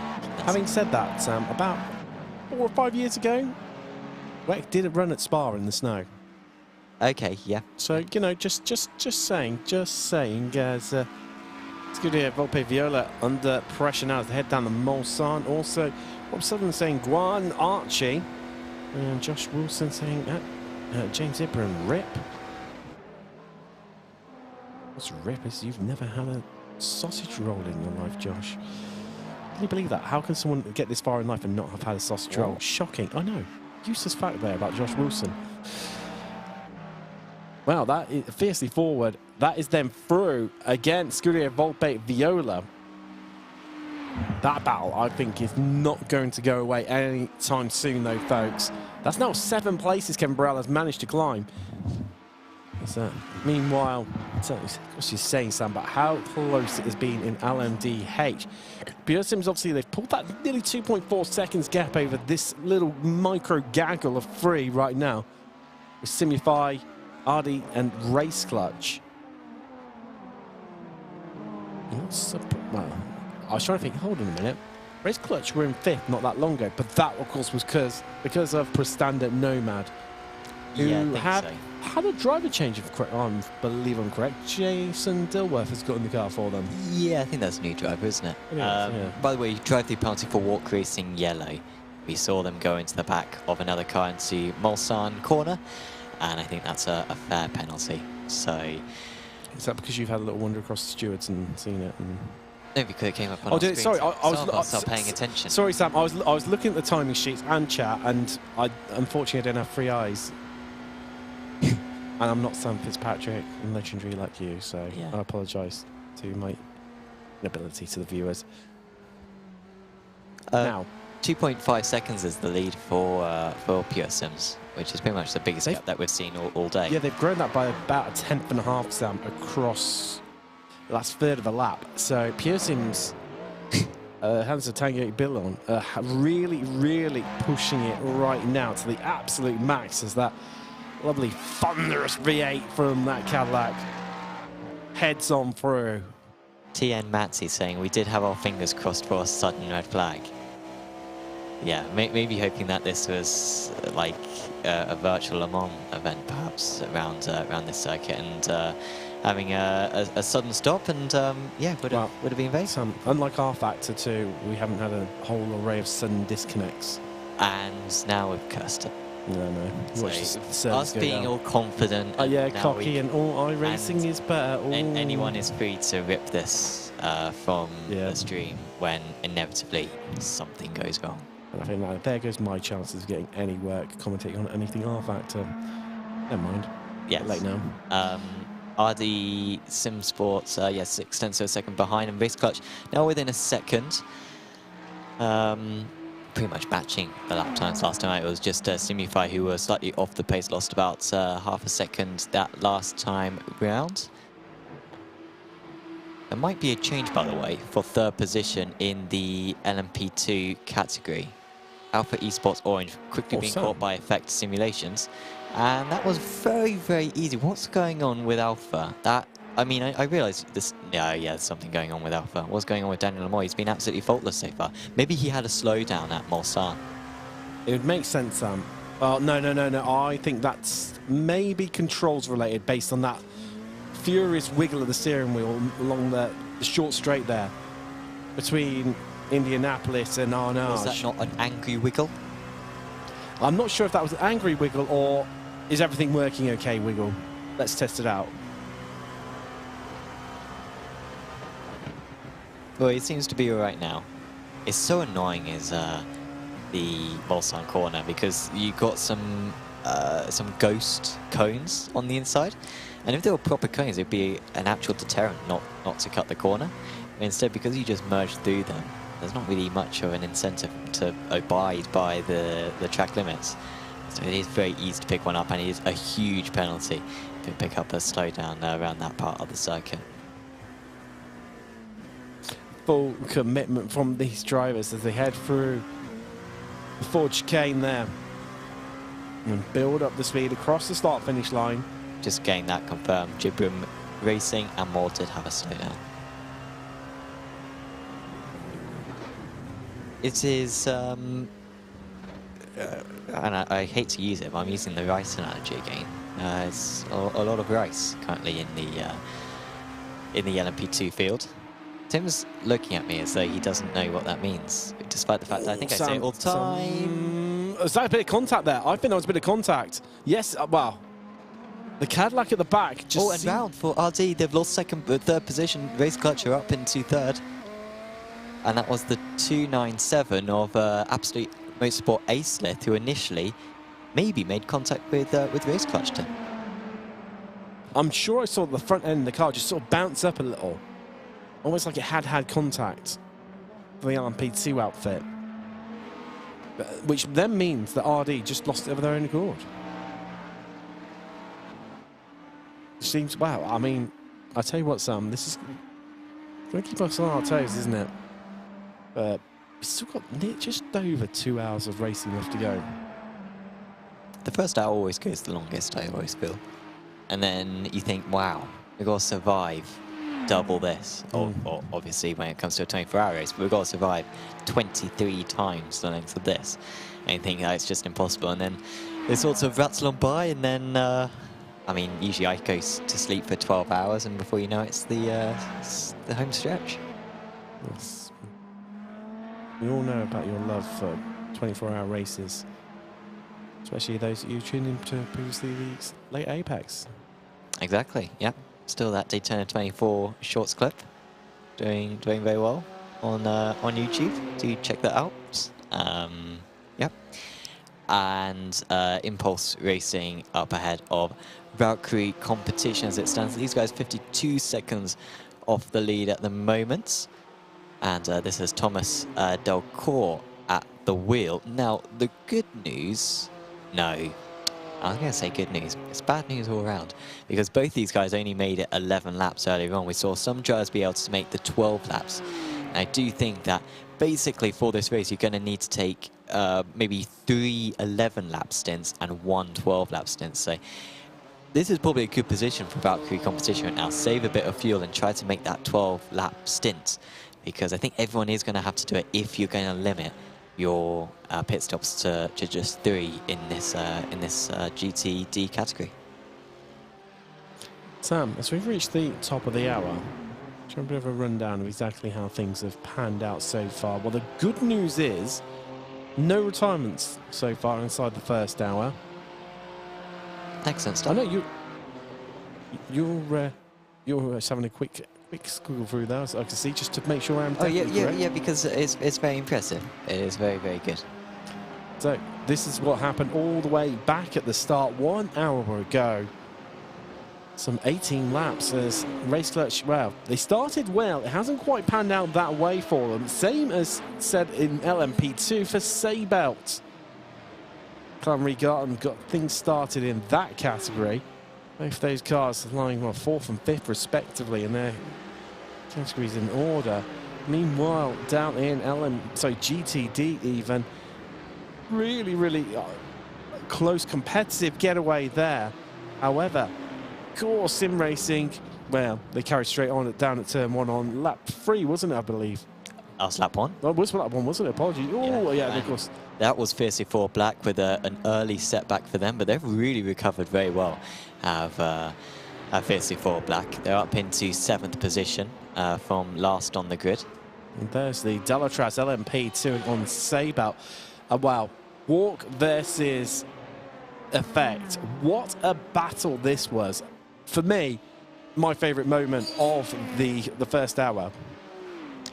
Yeah, I thought you were going to go further there, Tim, and say your favourite moment of the season. Oh, I tell you what, Sam, I think it's up there. Yeah, definitely for up the season. And here was Delatras overtaking Effect. It was an awful lap or so for Effect, who were leading in the LMP2 category. They now run in 3rd place, but they were as low as 5th at one point. We just saw that catch there from Regarson of Seibelt. That was the catch of the season so far for me, especially from the on-board. Obviously saw that incident there. As RD just previously, they caught that little sausage curb on the inside, which yanked the car around. And that snap was enough to send them straight on. Wow. Ignore me. No. Oh. No. Sorry, I just saw NetRex move up past a GTD and I thought it was a move for position, but it wasn't. It was an LMDH. No, they're the only car that's really... Well, them and Scuderia Volpe Verde are the only two cars that are realistically out of position, aren't they? Both LMDHs. If NetRex looked so good today. Like, and they've just set the fastest 4th sector of anyone. There's 7 sectors around this circuit. And they really could have been in for some points, good NetRex. They've had a 4th, a 6th, and a 14th so far this season. You currently run 15th and last, and will probably need a favour from someone in order to get any higher than that later on in the race, because they are lapped down on the next placed car, which I'm not sure how they managed that far behind, honestly, because they do have a faster pair. But of course they had that spin early on and yeah, really struggled to recover. So, should a little bit mentioned to our kind sponsors, because we wouldn't be here without them and be able to offer the great prizes that we are offering this season, Sam. Absolutely. And of course, both Stormforce and ASUS have made this championship possible. And of course, Stormforce, being an official ASUS partner, is dedicated to the pursuit of perfection through creating high-powered gaming PCs with their partners.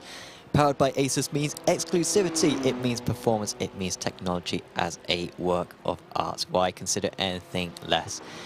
Certainly do click on the link in the description to see their latest offers at stormforcegaming.co.uk. And of course, like we were saying earlier on, for any of their equipment, do use the discount code ASUS ARL10 in order to get 10% off your order. And there is so much on offer at Stormforce. Tim, really, if you want to have any upgrades to your PC setup, then Stormforce is the place to go.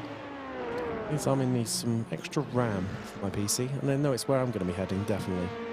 Exactly, yeah.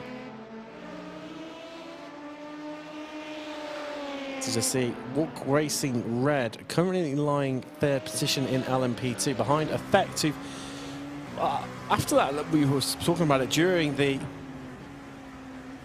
Always a bit of a tense moment through a bit of traffic at a tight part of the circuit there on the exit of Turtle Rouge. But as we were saying, Sam, you know, they had, during the top of the hour review, it was incredibly close, a really, really tight battle they were having. But funnily enough, with Walk Racing, and then it all went wrong, and Dawson just lost those about 4 places in, well, the space of just under a lap, in fact. Now, got themselves back up in 2nd. That's the key part of this. Delatraz, however, 1.8 seconds up the road.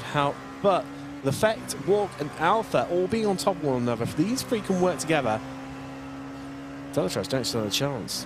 They will eat them up for breakfast. Jeremy Oliveri currently leading his home race of this series. The Frenchman is flying right now, and he needs to be, Sam, because all it can take is one piece of traffic, like what these guys are currently encroaching up behind. That is one of the BMWs, bit of a drift off the corner there by Bogdan Moldovan. I think, is that aerokinetics? Ooh. Yes, it is. Well, they're utilising the slipstream and a little bit more there. Yeah, and the aerokinetics car seemed to be coming a little bit to the right, if anything, to allow the LMP2 past. And Alpha Esports pulling across slightly into the braking zone of the GTDs, but fortunately the GTD was early enough on the middle pedal to be able to slow down in time. Moldovan just 2.6 seconds off the lead.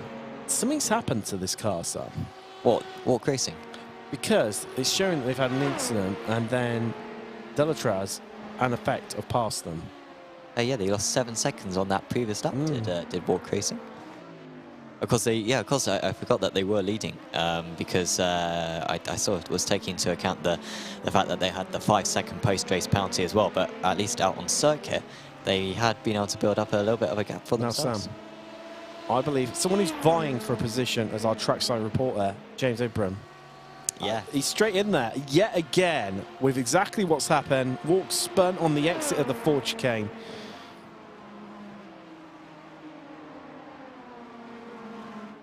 Incidentally, if you'd like to apply for a position at Apex Racing TV, there are links on the Apex Racing TV website for producers and commentators. Yeah, which we'd certainly encourage Jibrin to do. But yeah, both broadcasters and commentators, as you say, Tim, are more than welcome. As I think that may have been a change for position for Magic Arrow versus Fiercely Forward. I think actually that's Fiercely Forward trying to make their way up. Fiercely Forward are looking quite good at the moment. They have lost a bit of time as here we go into the Porsche curves. He is clear. I think Magic Arrow very much taking the wise option there. They're now 20 seconds off the lead, so Fiercely Forward Black have lost a bit of time. They were 16 seconds behind about 15 minutes ago, but still they could certainly get a podium out of this one. Fiercely Forward Black, they will need a bit of a favour. They're a bit unlucky that the field just seems ever so competitive tonight. Yes, there is. Well, our previous race leader, Peter Zuber in the race clutch BMW. RD have also led as well. We're just behind them. We're starting to fall off this the pace as the sun is definitely coming up here, getting higher in towards the sky now. 6/10 separating these two. Cadillac leading, BMW populating the rest of the podium. In fact, to get the next Cadillac, it lies all the way down in 8th, and that is the Scuderia Volpe Viola car. Damien Vire currently on board the 129 machine. I'll tell you what, you can hear the Cadillac for a mile off, just when it's off camera. It just moves past the camera microphone, you can hear it. You don't have to see it, you can just hear and know that thing's coming. As you can see, just in front of them, our lone Lamborghini in the field. Now, they've had an eventful race, to say the least, haven't they, Sam? Because they were involved in an incident earlier on. There they are, Delta V2. And they are currently all the way down, well, I say all the way down to 14th in class. It is comparison to where they started. However, considering where they ended up, that is pretty solid. And they are 12 seconds clear of Dutch Sim Racing team who are behind them. Because Hollinger's only 1.4 seconds up the road. And in fact, you can see them just in the foreground of the shot there, the Mercedes, the black and green livery. Oh, you couldn't get too much more contrasting engine sounds between that deep 50 cal soundtrack of Mercedes AMG GT GT3 and the Lamborghini Huracan V10. Yeah, very contrasting. Some people really like the Mercedes. I think I've become so accustomed to it because I don't know a time before it in iRacing. Oh, as that's a switchback. That's real nice work from RD Simsport. Fantastic maneuverability. He won't necessarily get past, and now he's going to be boxed in. He moves across. That was a very risky move. I don't think Zuber will be particularly pleased with that. But RD moved back up to 3rd position. And yeah, that was extremely close. I believe that was with... I'm not sure who that was with, actually. I think it may have been Sabre Esports 92 who they were just moving past.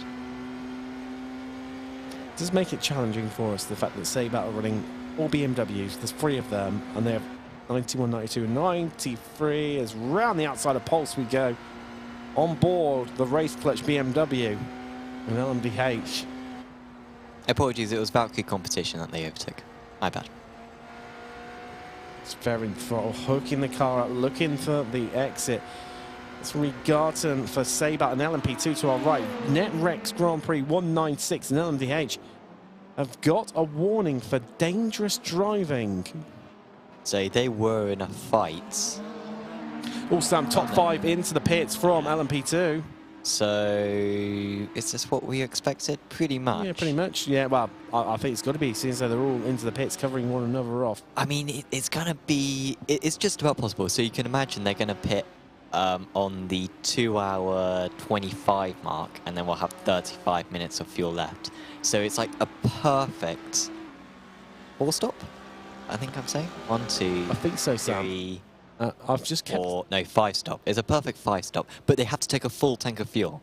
No one can afford to take a half tank. No one can afford to be sneaky and try to get track position. They've got to just absolutely fill it to the brim every single pit stop, and so you don't expect there to be any changes of position in this pit stop. Talking of changes, though, Sam, only two of the teams having driver changes. Alexandre Delatraz, the Frenchman, has got into the car. If for Pure Sims, Dutchman Robin Glerum has entered the vehicle. Also Thomas King, I think. And we've got a change for the lead as well. Look, Effect have got the jump on Delatraz during the pit lane cycle and a big jump on Walk. They weren't stationary for really any less time much compared to the rest of the field. Maybe a little bit less fuel. But is that where they've been saving for so long? Must be. And Dawson, yet again, just hauling that car despite adversity, back up through the field, making up time. But remember what happened when they're at this point of the race. They're leading earlier on. It didn't go all of Dawson's way. It's going to be the same here.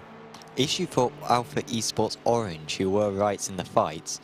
They've just been held for an extra 40 seconds. I wonder if they've sped in pit lane. Screen speed in pit entrance, isn't it? And that's a shame because that's one of the cars. So they were in third position with Alpha Esports Orange.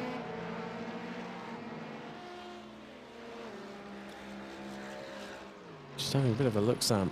Who did not stop in LMP2? Well, the answer to that one is Walk Racing Blue, who are 13th. They should be in next lap. And Arctic. The only two teams not to stop so far, but they will again be on in the next lap, I would imagine, for them. Of course, they had a stops on lap 1, didn't they, due to damage, so that's why they're a little bit out of sync compared to the rest of the field right now. The NMDHs should be in about 5 minutes' time, and the GTDs will be in about 15 minutes' time on the 90-minute mark. Because that's what they'll be aiming for in order to pull off that 3-stop. Look at that. The Effect just held up behind the Mercedes in front of them. And now Delatraz for Delatraz is catching Dawson of Effect. Is this going to be the pass that we're going to see into Indy? Dawson's already got a bit of skin in this game. He's gone too wide round here and he's come out on top nearly every time. Now he's going to be on that same line. He defends the inside into the first part, flicks the car in. He's going to be on the outside. And yet again, Delatraz has no answer. I'll say yet again, Delatraz has no answer. Of course, earlier on, it was Walk Racing Red. This time, of course, Delatraz, who just has got into that car, the Delatraz car, just to make things complicated. He's getting himself up to speed, the Frenchman. Definitely a team that's hoping for a bit of victory on home soil here. And right now, it's Dawson looking to disrupt him, but do not discredit Walk Racing Red and Moldovan, who, yes, they might be about 5 seconds down the road for them. Maybe more like 5.5, in fact. Watching the car roll through the Porsche curves there. FX Simulations 908 came into this round in third position. Remarkably, they've had a fourth, and a fourth so far this season. That's consistency for you, Sam. It really is. And so it would take quite something for them to finish fourth with the way that this race is going. It's a very steep point scoring system. The point scoring system goes 50, 40, then it goes 34, then 30. So you can make up a lot of points very quickly, basically. If you win the final 3 rounds, you're going to make at least 30 points up on another team. Now, they're so far behind Walk Racing Red. They're 50 points behind Walk Racing Red. They could win all 3 rounds, and they would still need a favour from Walk Racing Red to drop below second place in a few of the rounds. But it is possible for them, as Sabre Esports, with a huge lift right there. Such a big lift, they actually had to get back on the throttle, it sounded like, because Ferrari suddenly realised that you'd lose a little bit too much time. They have very much been waiting behind, well, because it was Manatee who were waiting behind Astro earlier on, and now it's Sabre. So Astro have had a bit of a struggling stint, actually, because remember, they were fairly competitive earlier on, were Astro. They were sitting only about 5 seconds off the lead. They were staying ahead of Manatee Racing Green. They've lost 15 seconds in this stint, as we could see another change for the lead in the LMDH category. Pure Sims. Simify. Here we go, folks. Remain as they are? Yes, they are for now. This lap, Sam, they're trading fastest sector times as well. And have RD got back past face clutch? Am I right in saying that? Yes, they have, but they are only 6 tenths ahead, Sam. Only. As you look back from the Pure Sims Cadillac to Simify, you got Mark Perez, a Spaniard, in the car for them. You just hear the car bottoming out there, scraping along. A little bit surprising as well, seeing as though these cars were really, really light, you know, coming very close towards the end of their stint. Just opening up a little bit of a gap. You can see where the Cadillac is stronger versus the BMW. Where that gap ebbs and flows like an accordion. And there you go. I mean, look at that. Just alone in that sector, just the entry into the Ford chicane, Sam. Simify eating up 2 tenths. Meanwhile, for your lead in LMP2, side by side, while they were here at this same spot, last lap, same positions. Could Dawson defend around the outside of Indianapolis? He's going to have to do it yet again, Sam. Onto the brakes they come. So he looks for the switchback, which he made work against Walk Racing Red. And look, behold, he's going to try and make this work yet again. But that's a lot of traffic in front of them. The Delta V2 Lamborghini, that is in front of them. And I can't remember which Mercedes that is, Sam. That'll be, yeah, Junkers Hollinger. That's, well, those two have caught up quite a bit as well, because they had a bit of time between them. So yeah, they had about a second and a half. That's now down to just under a second. But Delatraz can hold on to this one, utilising the traffic there, just give them that bit of slipstream, as they keep effect at bay. But for how much longer? And of course, Walk Racing, who had that instant earlier on, interestingly aren't closing them in at the moment. If anything, that gap has grown over the last few laps. I think they were only about 2 or 3 seconds behind after their spin, but now they're a fair bit more than that. By the way, expect to see the LMTHs in at the end of this lap. A couple of them might be able to push it a lap further. I think most of them will have to dive in, so could be some changes in that category very, very soon. Head across the line. 1, 2. Lap 22 for our LMP2s right now. And still, well, this is your closest battle in the category, in fact. There are a few other places which are getting closer, but then I think traffic is going to dictate that one, and just how that sort of ebbs and flows as we move through proceedings. Still no retirements whatsoever. So we'll have a quick look and confirm on that one. Oh, maybe. Oh, wow, that's only just happened, Sam. Yeah, Thomas King, his reign is over. Nicely done. There you go. Thank you, Tim. Everyone, I can always hear the laughter. And they, are rooted at the bottom of the timing board. To be fair, they're only 2 laps down, so they might just be sat in the pit lane. However, no, it's not ticking over. Yeah, much like a. I don't think it's going. I don't think they're going to get back out there. Shame for Saber Esports 90. They started on pole position. They Saber Esports 90. They were in play for a long time. Callum Reed-Gartson, of course, taking that team much of this race, were absolutely in the lead fight, despite a couple of setbacks, and something has happened to them in the last few laps. I wonder if it's something more to do with King's side of matters in terms of his hardware or something, seeing that it seemed like Gartson was absolutely fine. Yeah, he was absolutely flying, wasn't he? And that's a real shame for them, showing that, according to our fantastic software from SDK Gaming, used for all of our broadcasts here at Apex Racing TV. Let's make sure producer and commentators up together. And the event log in that is showing they did crash. Now, Sam's having a good dig into this one. We'll try and find out exactly how this is panned out as, oh, here we go. Pit lane is alive and well. And our leaders are in.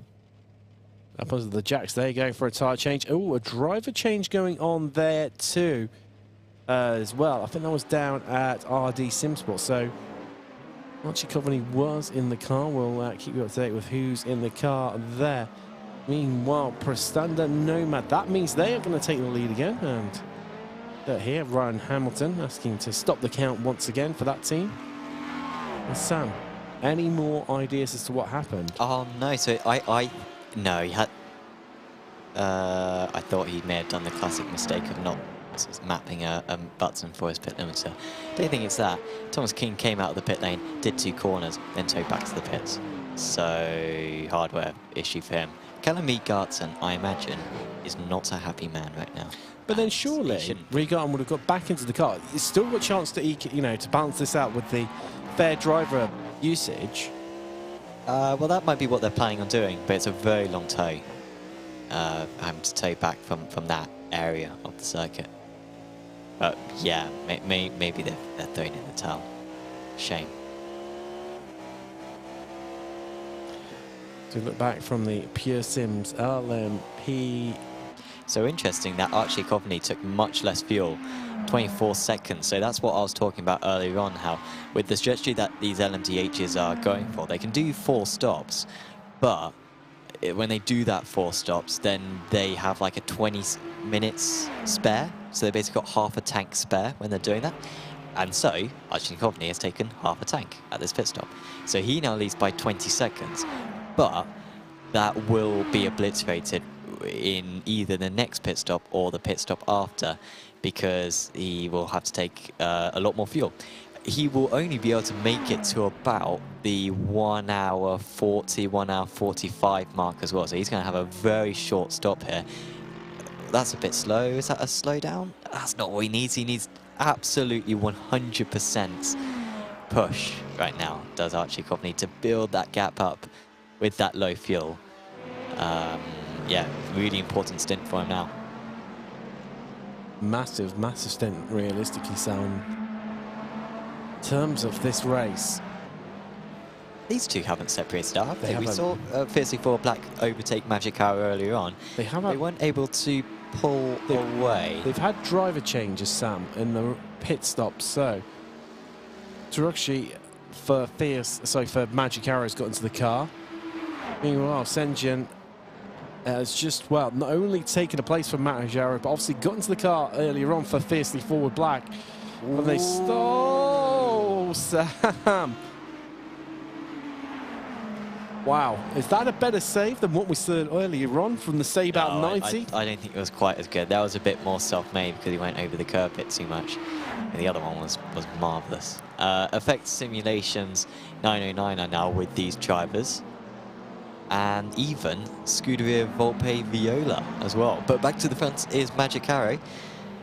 And they've got to dart through the traffic as well. This is pretty dangerous stuff.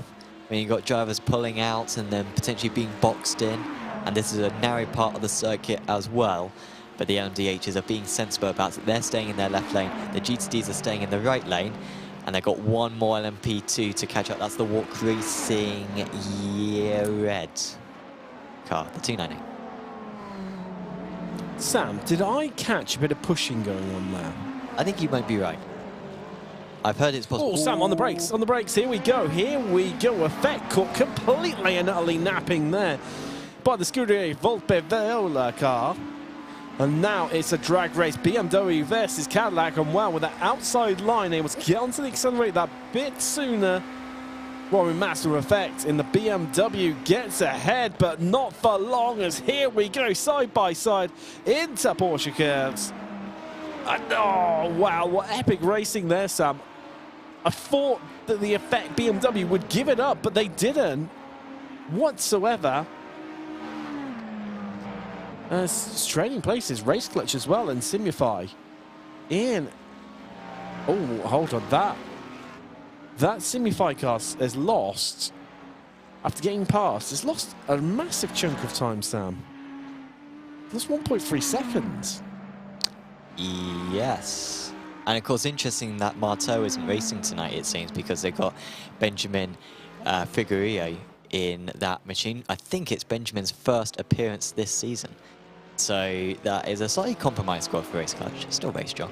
But remember, Kyoto Akimato is, as we discussed a couple of weeks ago, the GOAT in ARL.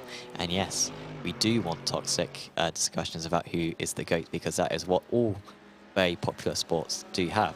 Because he's won championships in 3 different car categories, 4 championships in total. This would be his 5th, and maybe the most satisfying for him, even though he would have to share it with his teammates. But yeah, he's not racing tonight. He needs their help in order to get as many points as they possibly can. A race win is still very possible, and of course helped by that good pace, like you were saying, Tim, being able to pull away immediately from the very similarly liveried car of Simify Esports. Now, this is the battle. It's absolutely fascinating me, Sam, because so Effect lost a lot of time when they were battling with the Cadillac of Scuderia Volpe Viola. And then all of a sudden, and I'm trying to scan the timestamp to try and work out exactly where they did it.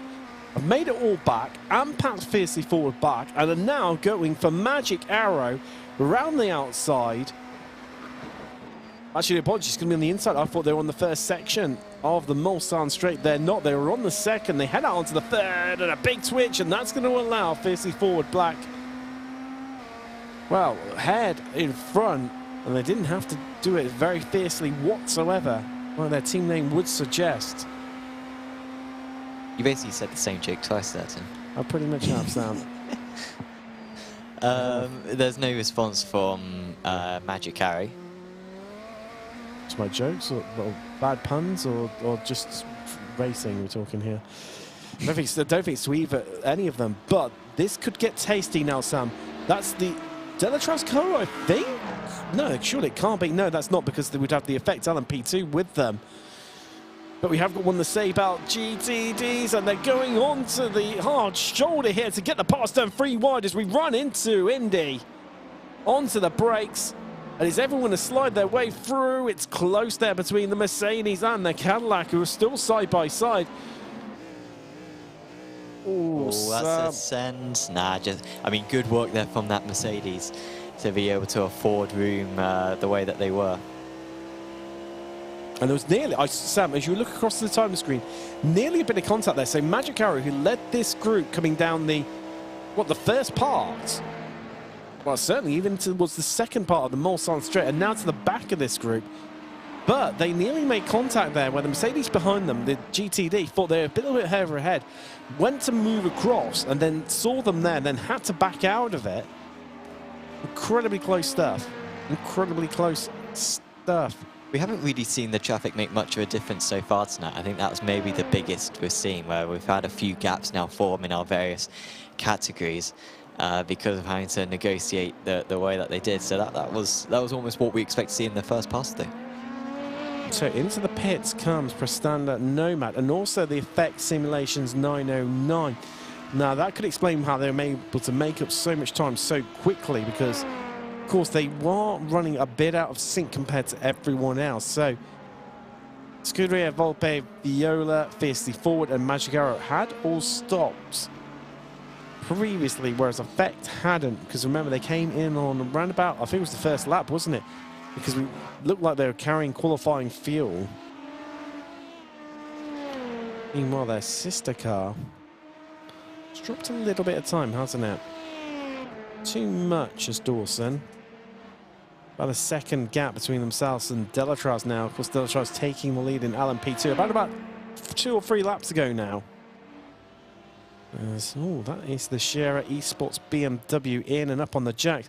Well, of course, Sam, we are at 1 hour 30, so that means the pit window is fully open in GTD. And it was this group from about 7th downwards that did come in much earlier compared to the top 6. Talking which, there is the Astro racing car, and that was since getting passed by Maniti. Jake Cortez has not had the best of times, has he? No, really not. I think, to be fair, the top 2 teams are just in a league of their own. Arnage versus Manatee. Very evenly matched. I know we haven't paid that much attention to the GTT so far, but it's sort of been the same order on the most parts.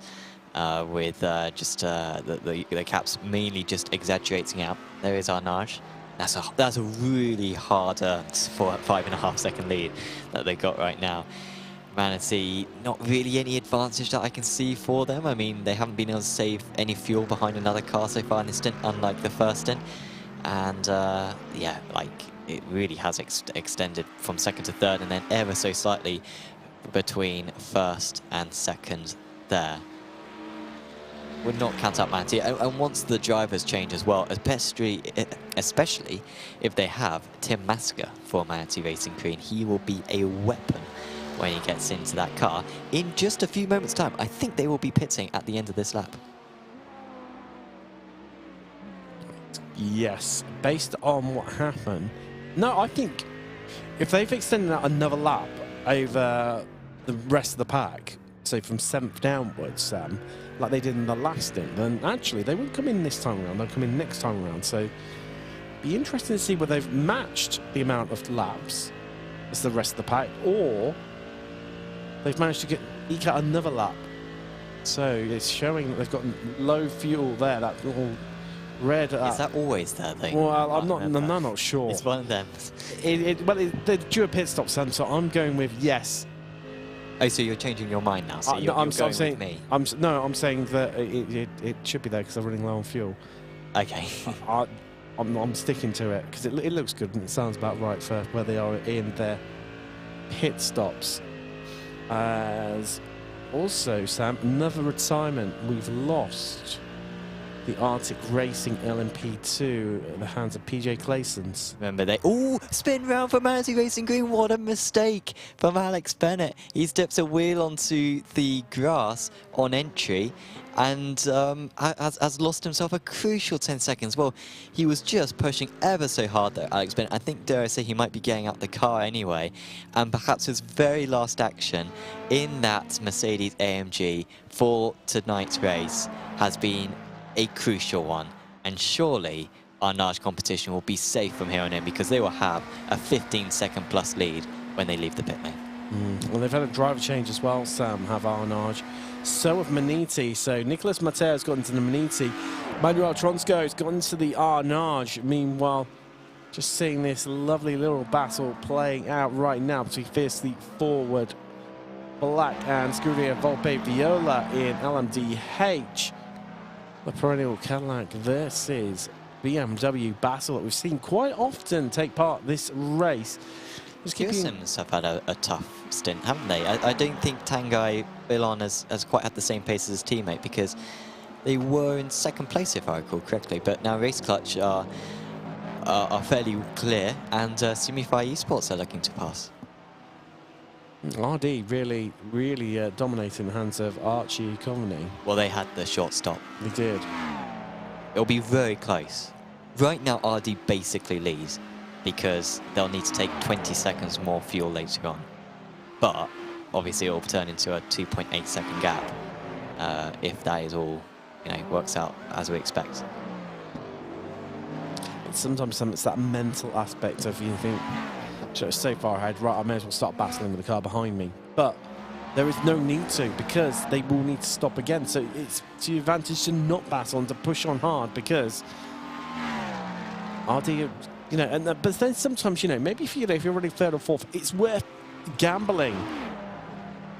Yes, well, oh no, Manatee Racing Green having an absolute mare. Here comes the Viola car. They have got back past the 54 Black. What a fight these two are having. Really fantastic entertainment. But the Manatee Racing Green car, it seems like they got a penalty for that pit entry. So not only did they have the spin, but I wonder if the line that they took picked up a penalty, or maybe they got a speeding penalty. I must say, when we were watching it, it didn't seem like they were really pushing it on the speed on the pit entry. No. But either way, they've got a 40-second penalty for something, and it's dropped them now down to 7th position, and that's a legitimate 7th position as well. Fortunately for them, they've got 11 seconds up to Sabre Esports for 4th. They can certainly get 4th in this race. They've got 33 seconds to catch up to Astro Racing. Now, in the first half of this race, they were able to stretch 20 seconds on Astro Racing. So it would need to be a much more productive second half of the race in order for them to make up that gap. So I think most likely 4th place for Manatee Racing Green, our championship leaders tonight. But second place might be possible. But we don't know how quick Nicholas Matteo is. We haven't seen Matteo, I think, all season long.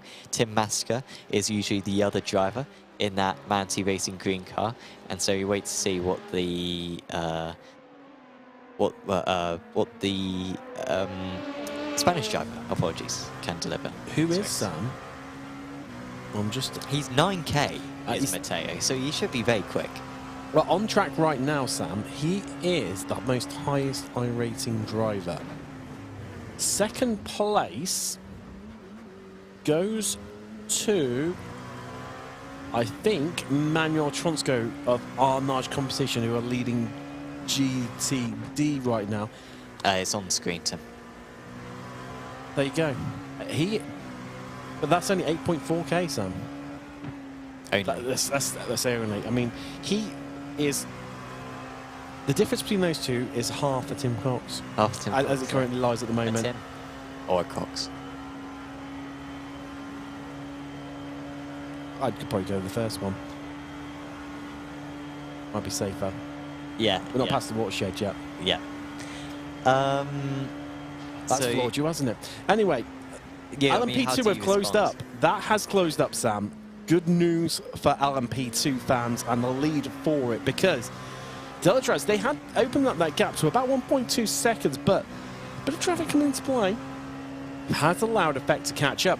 It's now down to a measly quarter of a second.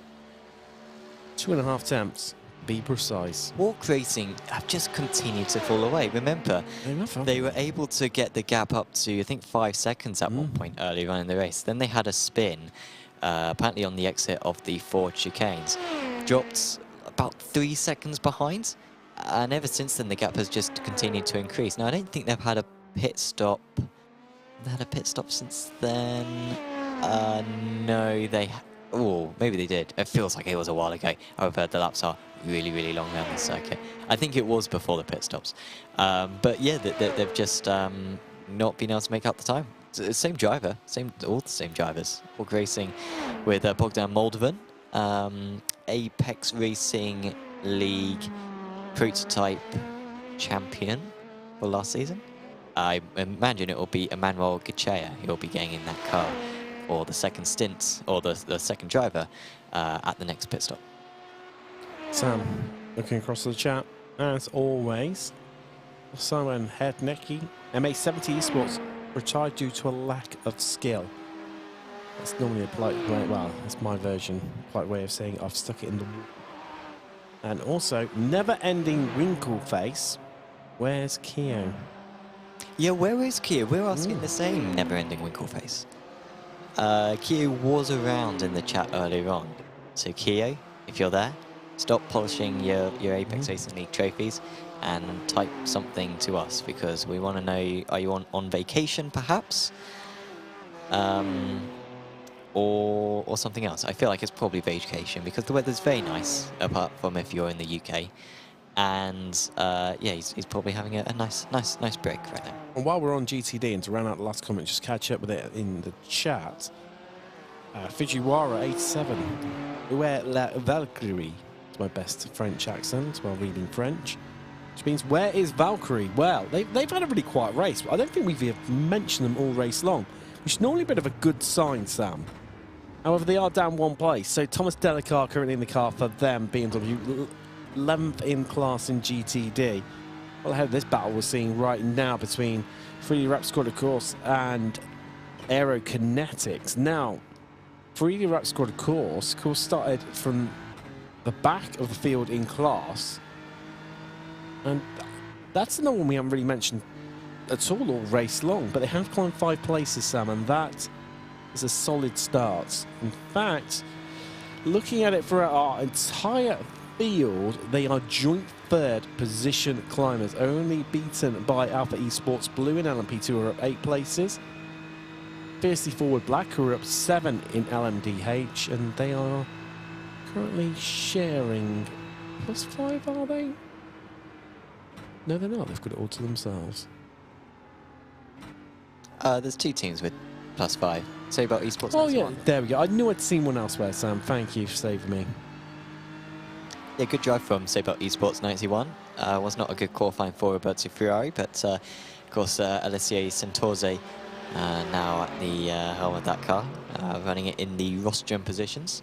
Arnage, though, 20 seconds clear, and that is a legit 20 seconds. Good stint actually for Astro Racing. They've been able to clear Sabot 91 quite clearly. I feel like those 2 teams were very close to one another just before the pit stops.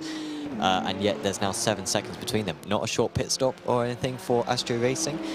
All the GTDs are taking as much fuel as they possibly can at every stop. They don't have the margin to take a short stint.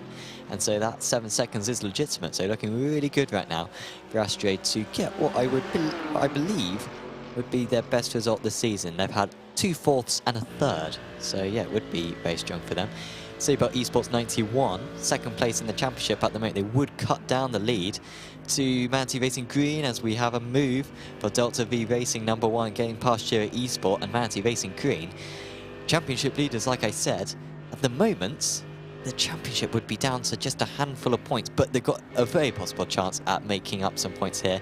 They are much faster than this Shira Esports car, desperately trying to overtake at any opportunity. And there's been a change for the lead. That is not a surprise. RD, remember, they took the half tank earlier on, and that is why they've come into the pit. So that's all according to plan. But that was a good stint there from Archie Coveney. I think he's going to get out of the car. They've got Peter Siktar now in that car. But Archie was opening up that gap quite nicely. I think he got the gap from about 19 seconds to 23 seconds before he pitted. And so I think RD are effectively in the lead, but honestly, it's a matter of seconds between them and Race Clutch right now. Has the alternate strat worked? Sometimes it's about the mind games in this type of race, Sam. Trying something a little bit different. And that's what works out for you. Just like we've seen here now. Now, Effect was stopped for 1.3 seconds less than Delatraz during the last pit stop round, Sam. I think that was because they had some spare fuel in the tank. I don't think they have less fuel now. I think they had more fuel then, so they had to take less fuel to I think you could be right there, Sam. They're going to be in on this lap as well. Well spot. No. Yes, they will. They're going exactly 10 laps, aren't they? Yeah. I thought they'd only stopped once so far. I mean, we are well over half race distance, aren't we? 1 hour 45 complete here. So we've got GE Sports in LMDH from 9th in class. I mean, so I think they will pit on this lap, but it's really close whether or not they'll need to take an 11-lap stint. I'm not sure if this is going to be a 40-lap race or a 41-lap race. Apologies, a 50-lap race or a 51-lap race. I think it'll be really tight in the LMP2s. Because they're going to pit with basically 70 minutes to go and they'll be going 35 minutes on fuel. So it's like really, really tight. I'm just having a look, Sam. So there's nobody a lap down in class in LMP2. But what I think it might come down to, Sam, is where they are versus the leader overall. Yeah, yeah. And whether they means they'll have to do another lap. But it's then, if you think you're going to run out of fuel, you slow down to let the leader pass and you lose a place. And then the car that's past you needs to go around another lap. Have they got enough fuel left in the car? I don't know. You don't know, do you? It's a lottery. Yeah, and it's not just a case of, usually it's a case of, well, just put an extra lap of fuel in. But these guys are so tight that it's not a case of putting an extra lap in of fuel in. If they're going to go all out, if they're going to push throughout this race, they will just end up 1 lap short, potentially. There's no way around it. As Alex De Silva, thanks to him for subscribing to Opix Racing TV. Of course, we're nearly on 15,000 subscribers. I think we're like 20 away from 15,000. Oh, we can do 20, Sam. We can do 20. We can do 20. Come on, let's get... that's a good shout. Let's get to 15,000 subscribers, guys, in this broadcast. Let's do it. Let's do it. Let's do it. Well, if the 20 people that have liked it, which currently there's 65 people watching, that means 45 people watching have not liked it. We can so easily get to 15K. What a lovely moment that would be to do live on stream. Yeah. It'd save us having to record something or It would do, make yeah. any effort outside of that. So we would really appreciate it, guys. As one of the videographers here, Sam at Apex Racing. Yes, I'm sure you'll be eternally grateful. Yeah. Neonite Racing team have just made a mistake. That was the team who nearly went off. They've actually lost a position to Impulse Racing there. Go up into 8th place. Neonite with a bit of a quiet night, honestly. It was their debut last time out at Monza, and they managed to get a podium at their first attempt. We haven't really mentioned them so far tonight, though. They're 1 minute off the lead, and yeah, of course, just losing a position. As we saw a moment ago, LMP2s are about to come into the pits. They are reaching the end of the lap. Are they pitting? Yes, they are, Sam. Here we go. So, Delatraz and Effect both in. I think this is a 51 lap race, honestly. I mean, look at the time. They've got 1 hour and 11 minutes to go. It'll be really tight, really tight. I'm looking forward to it. We're only going to find out with about 5 minutes to go. But I don't think anyone's going to save that lap of fuel either. I think it'll literally be a case. I think they would have done it already if they had. If they could do some, I think they would have already done it. As Maniti pretty much pushing down the Mulsanne to the first of the chicanes against Delta V, but in the end pulls out and straight back in onto the racing line. Mercedes ahead of the BMW. Next up on the track, that's the Seatbelt 93, Andrea Di Basio. The helm for the Seatbelt 93, 1.7 seconds up the road. As the entirety of LMP2 are in, except for Sam. Walk Racing Red, they've done it. They've made that extra lap, Sam. They've done it. So they've banked it. Wow, okay. Unless they've missed the pit lane entry. We've seen it before. Yeah. We have seen it before. It's a bit hard to do here.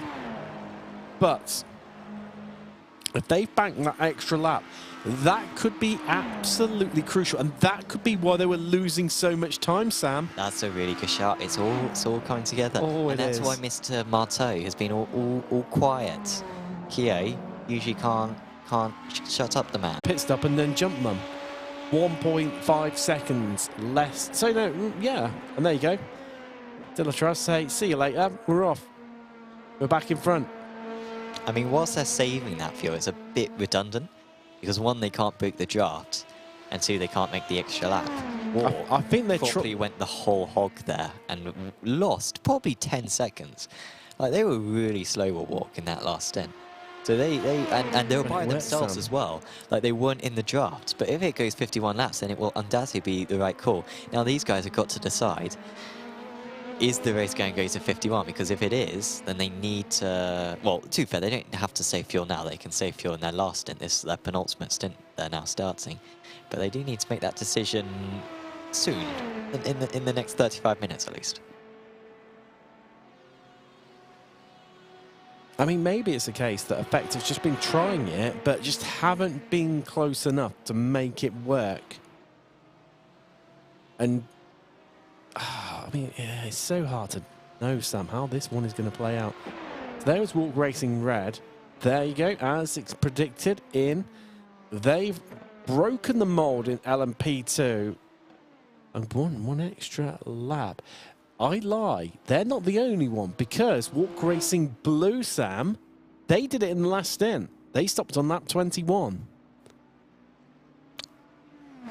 But hold on, they stopped on the first lap, didn't they? Yeah, of course. Yes. Yeah, I was just looking. They've already made 3 stops. They'll be probably in on this lap as well, actually. They're very much out of position. Had a drive-through penalty earlier on. We're in play, to be fair. They made contact with an Alpha car, didn't they? I think it was the Alpha Esports Blue. Or maybe G Performance. Really thanks to Alpha Esports for making our lives tricky. They're currently 8th, 9th and 10th. We really like to have them have different stories throughout the race. And yet they have decided to converge on the same bit of track. However, the orange car was doing really well earlier on. They're in the lead fight, up in 3rd position. but they messed up their pit entry. I think they picked up a speeding penalty, or maybe cut the pit entry too much or something, and they got a 40-second stop and hold, or 40 seconds added to their pit stop. If it weren't for that, for the orange car, I'm not sure where they would be. They'd be around Walk Racing Red right now. They'd probably be in a safe 4th right now. They'd probably be in a fight with Pure Sim. So big shame for Alpha Esports Orange, who are on course for their best result of the season. Walk Racing Yellow are in some. So have they gone an extra lap? Yes, they have, and they've done it legit as well too, Sam. Who was that, sorry? Walk Racing Yellow. Obviously, we saw the red, and they've had a driver change as well. Yellow has got into the car for the red outfit. Yellow, on the other hand, they are heading down pit road right now. Victor Taras is in the car. It's all just held up by a little bit of traffic there. Fiercely forward, Black being hunted down right now by the Delta V competition. LMDH, it's amazing me how much speed they carry through. Oh, chicane. Launching across the curves. And do you know what? Having seen those curves in real life, it is amazing just how large they are. Oh, Roberto Torana has had a bit of an incident by the looks of things for the free rep squad. Of course, BMW has got up and going again according to our log. So, bit of a shame for them. As there is your leader. Have they been? So it looks like they've been losing a bit of time, haven't they?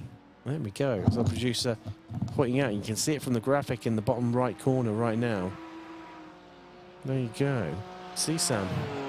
1.6 seconds, 1.9 seconds, 2.2 seconds. So that is growing, but they do have a lot of time in the bank against Astro Racing. I wonder if they're trying to go again, maybe on a 13-lap stint, because the GTDs are fairly tight on fuel as well.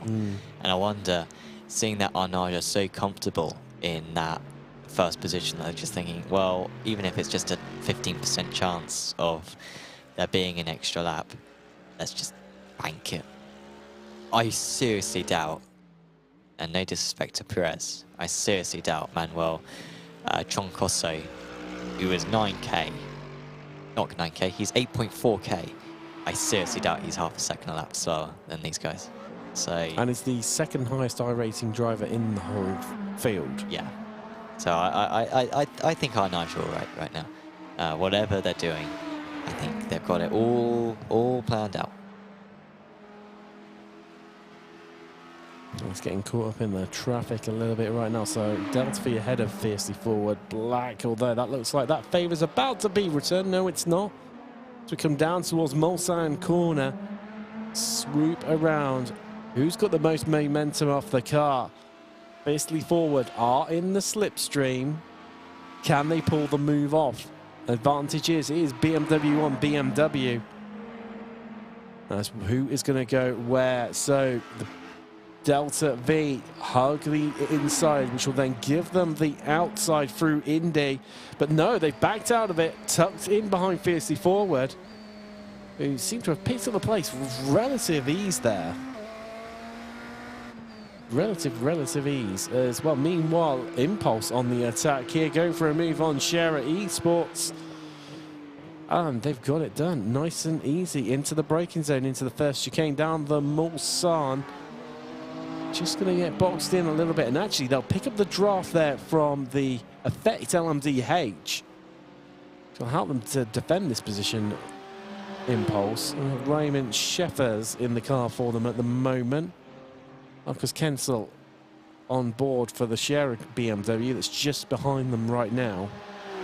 Just being told on chat by Thibaut Prevost, who is part of Arnage competition. Apparently new tyres are slower. And that is why they've been losing time. However, everyone's on the same age tyres. I think everyone's taking tyres at every stop, right? Yeah. Because the tyres and fuel are taken at the same time. So I don't quite understand why Manuel would be losing more time than any of the other GTDs. So yeah, not entirely sure on that one. But they're still 16 seconds clear of the rest. They are still happy in the lead. They've got time to bank, haven't they? And let's say hypothetically, they lose the place to the Astro. They've still then got an additional 17 seconds between Astro and the Sabout 91 car, Sam. 30 seconds from them, as well, 31 in fact. It's just clicked over to now between Arnage and Sabout. So they've got a lot of time to play with. And let's face it, it's down to Astro to try and catch them, to try and make up this time difference. And Marcus Kemmel there saying in the chat, I guess some are double stinting tyres and some are not. Very good spot. And if that is happening, apologies for not picking that up.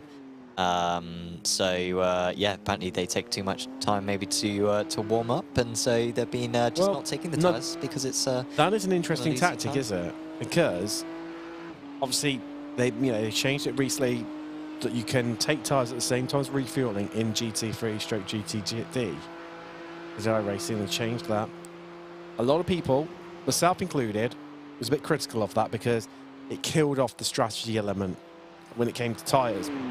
But here's the big but, Sam. With them now looking like if it's going to be like this, from being much harder to warm up from that cold state, just then saying, well, we'll see going on here.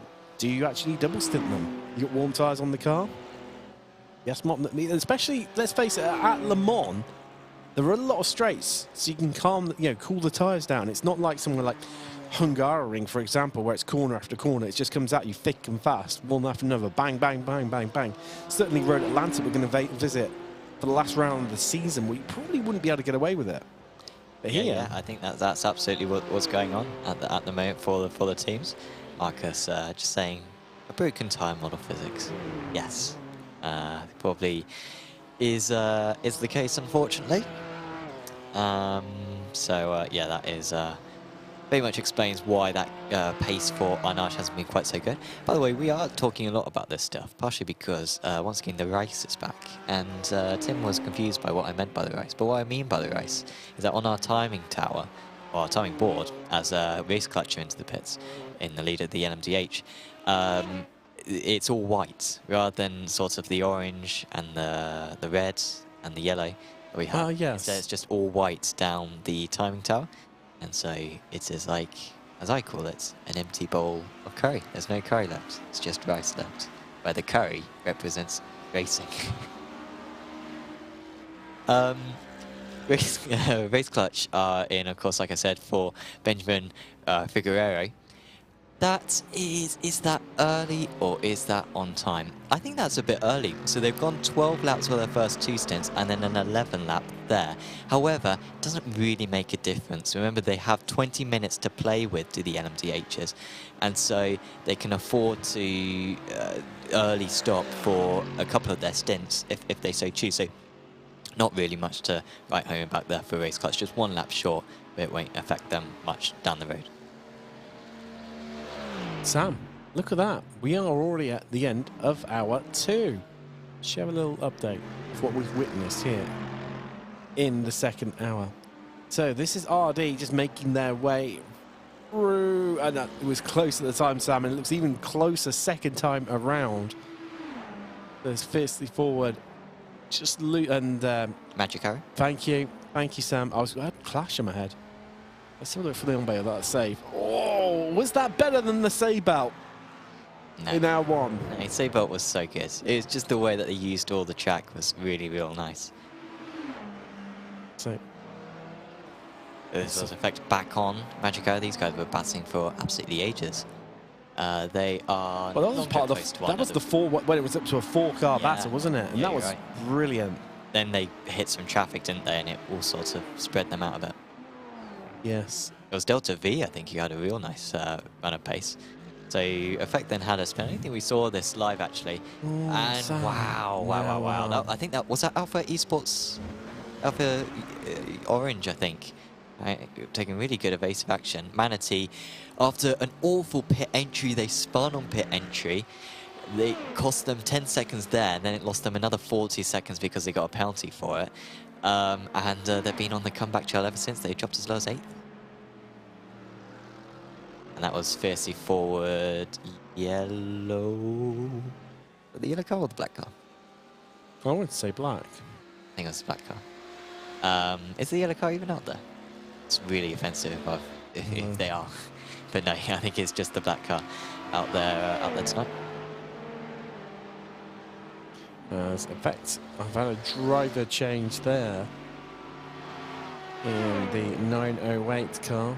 It's got 206 actually on the car. So 906 even anyway, so it's not even 908. There we go. Very close by though with Alpha Esports Orange. You can just see them behind there. So they both had driver changes in the last pit stops. Lars, the van, has got into the effect simulations 206 and the 296 of Alpha Esports. Now it's Jake Shuri at the helm in catching in the draft, and that's, you can see how powerful it is. Look, it just walks up to the back. Bit of traffic there, just playing its part. Interesting change, I believe, for the LMDHs, where I think RD Simsport have lost out to Race Clutch as the top two come into the pits. But I'm right in saying, right, that RD took a short stint. They were the ones who took the 20 minutes. Yes. Yeah.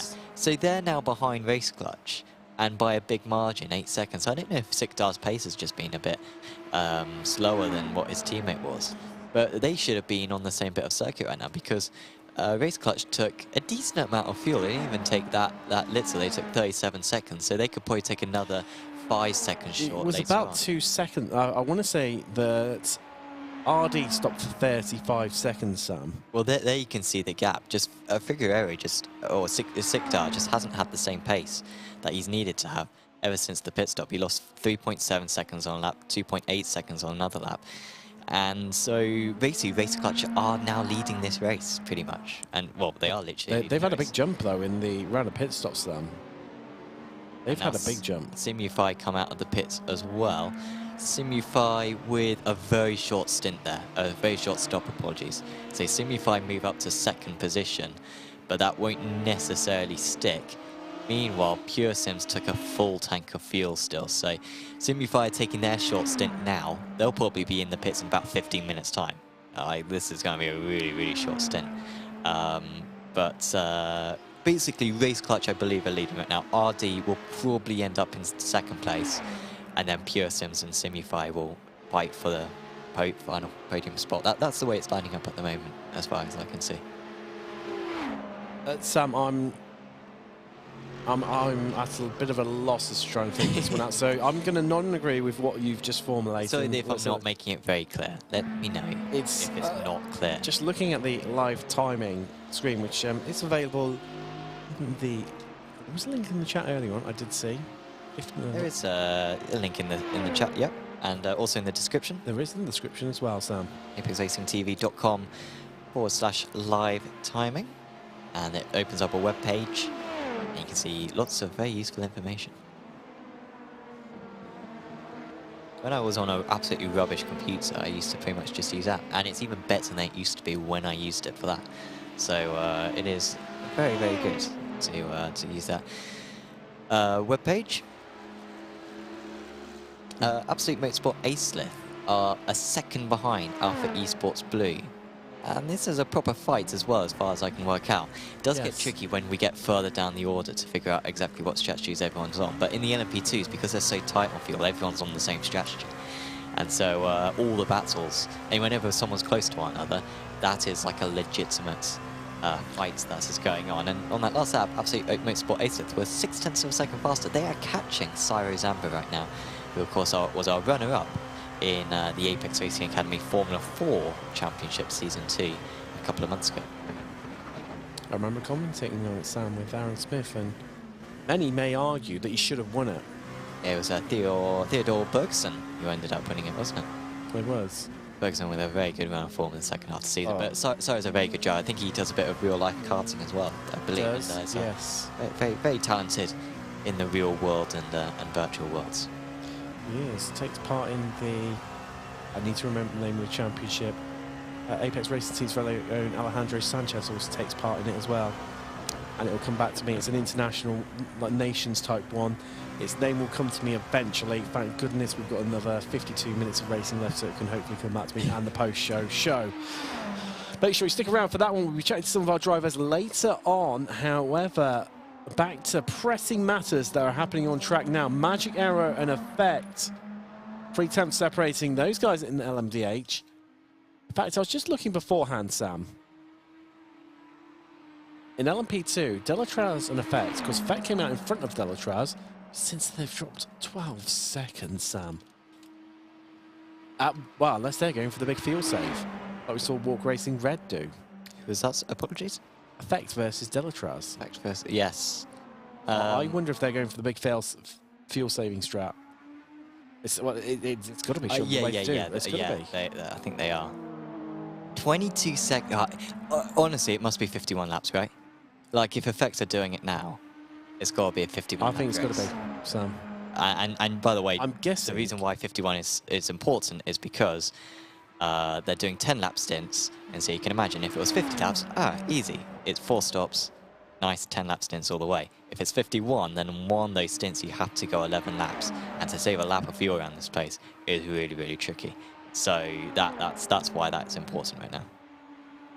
There we go, producer link on it. Racing Unleashed, that's the series, Sam. There you go. Spot on. There we go, after all that excitement and drama. Ooh, who's that? That was Effect. Yep. Start again. And a bit out of sync. I wonder if the alternate strats having to go on here. Well, we know there's plenty of alternate strats going on in LMDH that's going to take us, well, realistically, Sam, we're only going to know probably within the last 10 minutes. Yeah, I think the magic time for the LMDHs are going to be about 2 hours 18. If you're pitting after that, then you can get to the end of the race on one stop. So right now he's unfortunately 8 minutes short. It will be a very short splash and dash. Most likely we'll probably even out the stints, I reckon, though we'll probably take about 30 seconds of fuel now, seeing that the tyres are done at the same time. Meanwhile, is Delta V Racing being overtaken by Fiercely Forward Black. Fiercely Forward Black seemed to have amazing pace in the early stages. Remember, they started right at the back of the field. Were able to get themselves back up into the midfield despite a spin on lap 1 as well. Their pace has been solid ever since. But remember, these guys are our championship leaders, so if it ended like this, they would lose out that championship lead to Race Clutch. Sorry, Sam, I was just looking across at GTD. So I saw in the chat that Remco had put Astro just did their fastest lap of the race, 2 seconds faster than Arnage. So that gap was at 20 seconds at one point, now less than 12. So they were only a tenth last time around faster. Maybe it was the lap prior to that then that Remco alluding to. Let's have a look at these. There we go. Yep. 1.5 seconds. That could just be traffic though. But it's been consistent at every lap previously. 2 seconds, lap 31, that'll probably be the lap that they're alluding to. 10th on lap 29. So yeah, it's tumbling, Sam. It is tumbling. And of course the line that we've got from Arnage is that it's because they've taken new tyres, and therefore Lucas is struggling a bit for pace right now because of the new tyres. But no, yes, it's not coming back to him at the moment. And well, actually, maybe this is the crossover point, Sam, of, you know, yes, you lose time initially, but as the tyres bed in, you're then going to have more grip in that second half of your stint, which is what they're entering now. So I think maybe that this is the time that when the tyres start to come into life and you get it, they're at their optimum, as they were. I said earlier on how Manatee would struggle to get any higher than 4th. I think they're on course for third position, apologies, right now. Say about esports 91, Alessio Santorze not having a great time, but remember, Santorze came out of the pits pretty much with Perez, and now he's 23 seconds behind. 2 seconds the last lap, Sam. Yeah, 2 seconds lap faster is Manatee Racing Green. Honestly, with the pace that Arnage have had in this stint, Manatee just needed to not make that mistake on pit entry. They were 5 seconds behind when they made the spin. They were coming in for their second pit stop of the race. and they dipped a wheel onto the grass on pit lane entry, like into the chicane on pit lane entry, spun round, lost 10 seconds there, then got a penalty, we believe, because of the pit lane entry, which held them up for another 40 seconds. And so they basically lost 50 seconds, and right now they are 46 seconds off the lead. So, yeah, it's pretty easy to work out they'd be leading by 4 seconds right now and pulling away. So, big frustrations for Manti that they could have pretty much locked down this championship. It would have been their 3rd race win of the season, and instead, it looks like they're going to lose points to Astray. At least, though, it doesn't look like they're going to lose points out to Sable Esports, because with 9 seconds the gap, they should catch with plenty of time remaining. Should some, but it's, you know, the clock is ticking down. We're nearly at 45 minutes remaining. Can Nicolas Matteo of Maniti do this? And what has that bit Mercedes got up its sleeve? I mean, as the late great Murray Walker said, Sam, catching is one thing, but passing is something completely different altogether. I don't think Murray Walker did much commentary at Le Mans, though, did he? No, he didn't. But it's still, you know, it still applies, doesn't it? Less so, though. I mean, but we're seeing the polar opposite here in LMP2. That gap for 2nd place is now up to 14 seconds. The gap has, well, it's not growing at the same rate as it was previously. However, I do wonder if this is the big fuel save strat from Ibram of effect, because they've seen what Walk Racing have done, and I think they, you know, somebody needs to try and copy it. Someone needs to follow through, because otherwise it could, well, end up getting calls out. But if it doesn't go there, Sam. Oh, I mean, they're going to win this race easy. Well, they'll walk away with it. But sometimes it's having the confidence in your conviction, because if Delatraz keep going half a lever and hope, and then all of a sudden go, not sure about this inside the last, you know, 10, 15 minutes, you can't save enough then. It's you too late. Oh yeah, you've got to commit. You've got to push and just hope and pray to all of the racing gods. This one comes out. I mean, maybe they've done their calculations, and of course, potentially what they could do is go absolutely full push in this stint and then start fuel saving in their last stint, and then just, you know, play it by ear. And if they get halfway through the stint and realise, okay, it's going to be 51 laps, then they can continue the fuel saving. If it doesn't look like it's going to go 51 laps, they can just go, okay, we're safe, and go full pelt for the last half stint. So, like, they can sort of react, and they Effects have committed, Walk have committed, Delachaz can commit at the start of the final stint, but yeah, they can back out of that fuel saving if it looks like it's just going to be 50. So arguably they could be in a very good position, though in the fact as well the track temperature is rising as we get later on in the day. Should make fuel saving easier because you're carrying less speed through the corners because there's less grip available on track. And so, yeah, like I think it's looking good for Delachaz right now. The big news for Effects is if they can stay ahead of Walk Racing Red. Which looks quite strong for them, because I don't think Emmanuel Gutierrez's pace is fantastic right now. He's still losing time to Delachaz, despite the fact that both of them are pushing. Effect just caught in a little bit of traffic there, really showed in the timing tab, didn't it? In fact, they lost nearly, that's part of a second to Apologies to completely change class, but I think there may have just been a change for 5th position in the GTDs. Impulse Racing, who have absolutely been storming through. Remember, we saw them overtake Neonite when Neonite made a mistake.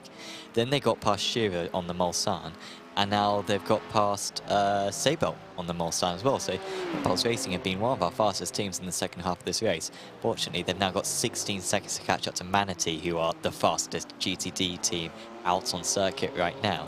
But it should be an easy 5th place for them, honestly, from this point onwards, as long as they can break the draft to Sabel 93 right behind them.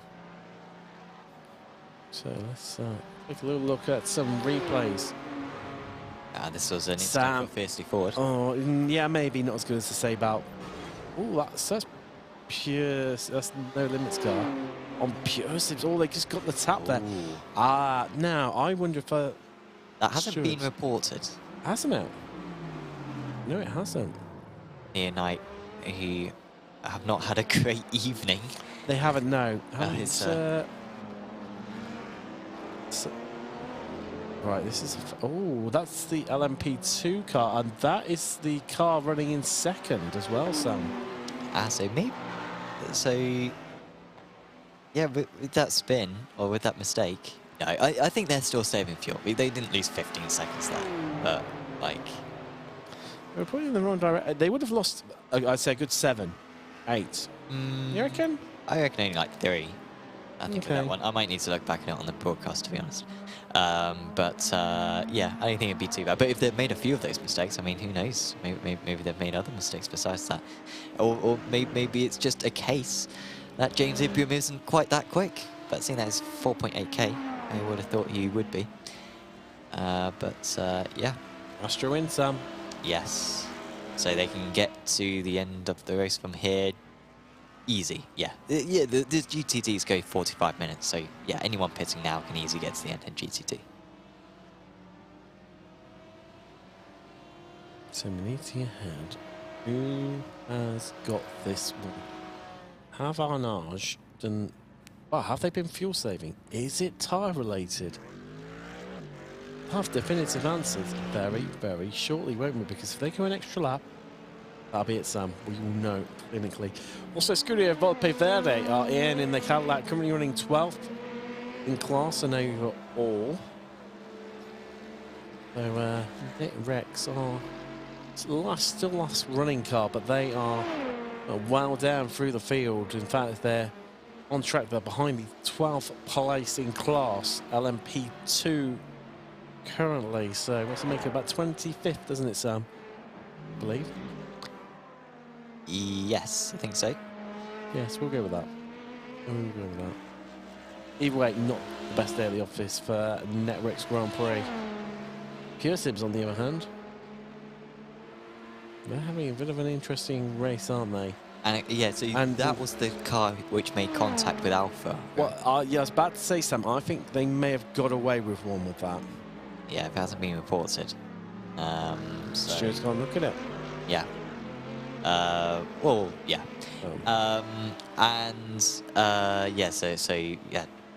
Could still be a change. Of course, if it does get reported, then it certainly could be a change. But of course, you do need drivers available. You need drivers out of the car in order to submit that, because I don't think anyone's as talented enough to be able to pull that one off. So Pure Sims, only 0.6 of a second clear of Course Sim Racing. Haven't really talked about Course Sim Racing so far tonight. They made contacts at turn 1 after a strong qualifying, actually. They qualified up in 4th place. Had that contact drop down right to the rear of the field. And since then, honestly, I can't really remember a whole lot that's happened to them. But they've brought themselves back into contention. And the fact that they're with Pure Sims, who are fighting for the win for so long in this race, is really, really impressive. Sven Newman now at the wheel of that car. And they've only got 8 seconds as well to walk Racing Red, who haven't got amazing pace right now. So, like, Core are, like, not far off the lead right now. Despite, if it weren't for that spin on lap 1, they would have been right in for the race win. I think they're just going to fall a bit short tonight, but not by a whole way. No. It's the story of what could have been, really, for Core. And of course, we should say as well, Core haven't saved that extra lap. So if we do go an extra lap, then Core are in trouble. But as they lap there, oh wow, GTD just got past a LMP2 there. Don't see that very often, if at all. That was, I think that was Alexandru Damien who was overtaken. Probably good driving there from Damien to avoid contact. Sam, yes. In LMDHN, this class is littered with crazy strats right now. Yeah, so now we're sort of going to find out what... Well, we're not going to find out until about 20 minutes to the end, to be fair, who's on what strategy. I think it could have even been longer than that, Sam, potentially. But Simify took very little fuel at that last stint, that last stop, apologies. So they were just done about a 20-minute stint, so like that's pretty much as short as you can go. And so they'll fill it up all the way to the brim. It'll be a very long pit stop, about 50 seconds. And then they'll be back out on circuit and pushing all the way to the finish. On board with the Core Sim Racing LMP2. The brakes, flick it right, flick it left, and get the run with a bit of a drift then, Newman. Pure Sims are only 4 tenths ahead of us. Build the pace, the speed, the momentum to head down to the second. The chicanes that break this iconic straight up. Back bit of traffic, nothing to worry about too much. We're down to 2 tenths now. We're going to go for a move on the exit here. A move into Mulsanne corner. Are we going to just bide our time, maybe? Well, he's not Pulls dipping out. into the draft at the moment. Clarity, thanks to them for subscribing. Come on, guys, we can get to 15k. Invite your friends. There's no prizes involved, but I mean, you're going to be there when Apex Racing TV reach 15,000 subscribers. That will probably only happen once, unless we have some kind of scandal and we drop 10,000 subscribers. It will probably only ever happen once. And 15, it's a big, it's 15,000. It's a big, big number. Thanks to Stormforce Gaming, of course, or one of our main sponsors for this series, and ASUS as well, for providing a fantastic ASUS Vivo watch for any team who doesn't receive a penalty during this season. Of course, Stormforce have decades of experience in building everything from high-quality gaming PCs to professional workstations. All their PCs are engineered to maximize performance and deliver outstanding value with every build, no matter your budget. Click the link in our description to see their latest offers at stormforcegaming.co.uk for those PCs for really any use, and particularly gaming PCs. They have multiple tiers for your budget cost, whether you're an esports professional like many people are in Apex, and they really do help us out when it comes to that, or whether you're just getting started in PC gaming, or whether you're somewhere in the middle. Stormforce Gaming will have something ideal for you and really help you out to get yourself the best build possible. And the benchmarking they did around all the Sims with the Apex Racing team. Exactly, that was very useful because they're bringing out their own kind of suites of sim racing PCs, which will be very good for like specific sims. Sam, telling moments here. So you can see on your screens right now, viewers, that is the Delatraz Automotive LMP2 in. Effect simulations, they have carried on. So I would say, based on that, save the lap, yeah. Yeah, and that's why Ibram has dropped so much time. Sikdar of RD Simsport into the pits. There he comes from what was third at the time, Sam. Also, someone's come off track. Who is that? I'm just seeing the corner eye. Norbert Tamas. Meanwhile, Impulse versus Seibelt, Sheffers versus Biasso. 2 BMWs, 5th and 6th in class. Yeah, so Impulse haven't been able to drop Seibelt, have they? No, they haven't. They caught very quickly and they overtook very quickly, but they haven't been able to pull away. So good work there from Seibelt to keep in play and keep in with a chance of this 5th place. Fiercely Forward Black, they're in for the final time this race as well, Sam. Right. Even maybe a little bit of bump drafting. Sure. Yeah, I think so as well. So LMP2 Core are in as well. So Alpha Esports Orange, the second effect car, the 906, and the Absolute Motorsports machine as well. Marcus Kennel, welcome along. Sam, we're getting close. I think you need to find out some exact numbers, maybe. So what, you want me to, exact numbers on what? Why are you pinning this on me? Because oh yeah, good shout. You have... Oh, here we go. Ooh. Lars Meyer. Yeah, I'm waiting for something spectacular to happen. Fireworks to start igniting outside the Apex Racing Sim Centre here in Corby. When we magically reach 15k. Is that what happens? Well, hold on, Sam. They're coming in fixing fast. Oh, here we go, guys. Here we go. This is happening, guys. This is happening. We might be able to get a word from our producers, who I think might have like the YouTube dashboard open already, to give us ideas on exactly like how many we have. Because I think I checked it the other day and it was like 14,970. So, like, genuinely, we are very, very few away at the moment. So, come on, guys, keep on subscribing. Maybe. Oh no, we've just been told that we need another 100. Apparently. Oh, Sam. Maybe we lost 70 since. Did we say something that has caused 70 people to unsubscribe? Well, we might not be getting to 15k, but still keep going, guys. We'd still very much appreciate it on road to 15k. Near but yet so far. So Jake Sherry for Alpha Esports Orange had. There you go, 14,900. You see, I think that might be rounded to the nearest 100, though. So, apparently it's meant to be a live count, so I might be wrong. But we'll see if it changes during the race. But yeah, thanks guys for subscribing. We do genuinely appreciate it a lot. Effect Simulations 908 now into the pit, so they were able to go the extra lap. Is it going to be a 50-lap race, 51? I honestly think it'll be 50, just by looking at the times when the other cars came in. It was 35 minutes when they came in. So I think we might just be all right with the 50. But they'll take their fuel, they'll take their tyres, they can push. Well, will they take tyres? Well, they're on the jacks. Okay, yes, but some of them might not. So that's Delatraz coming through for chicane. So they will, I would say, effects are still in the pits. They should have about 15 seconds of an advantage. That's what it was before. The car's down off the jack, Sam, so that's already tyres done. Look, when will they get going? Should be now. I was going to say, I could hear it bouncing off the rev limiter. Abraham, desperate to get going here. Right, so, sit rep. What do they need to catch up to Delatraz? What does Ibram need to do here?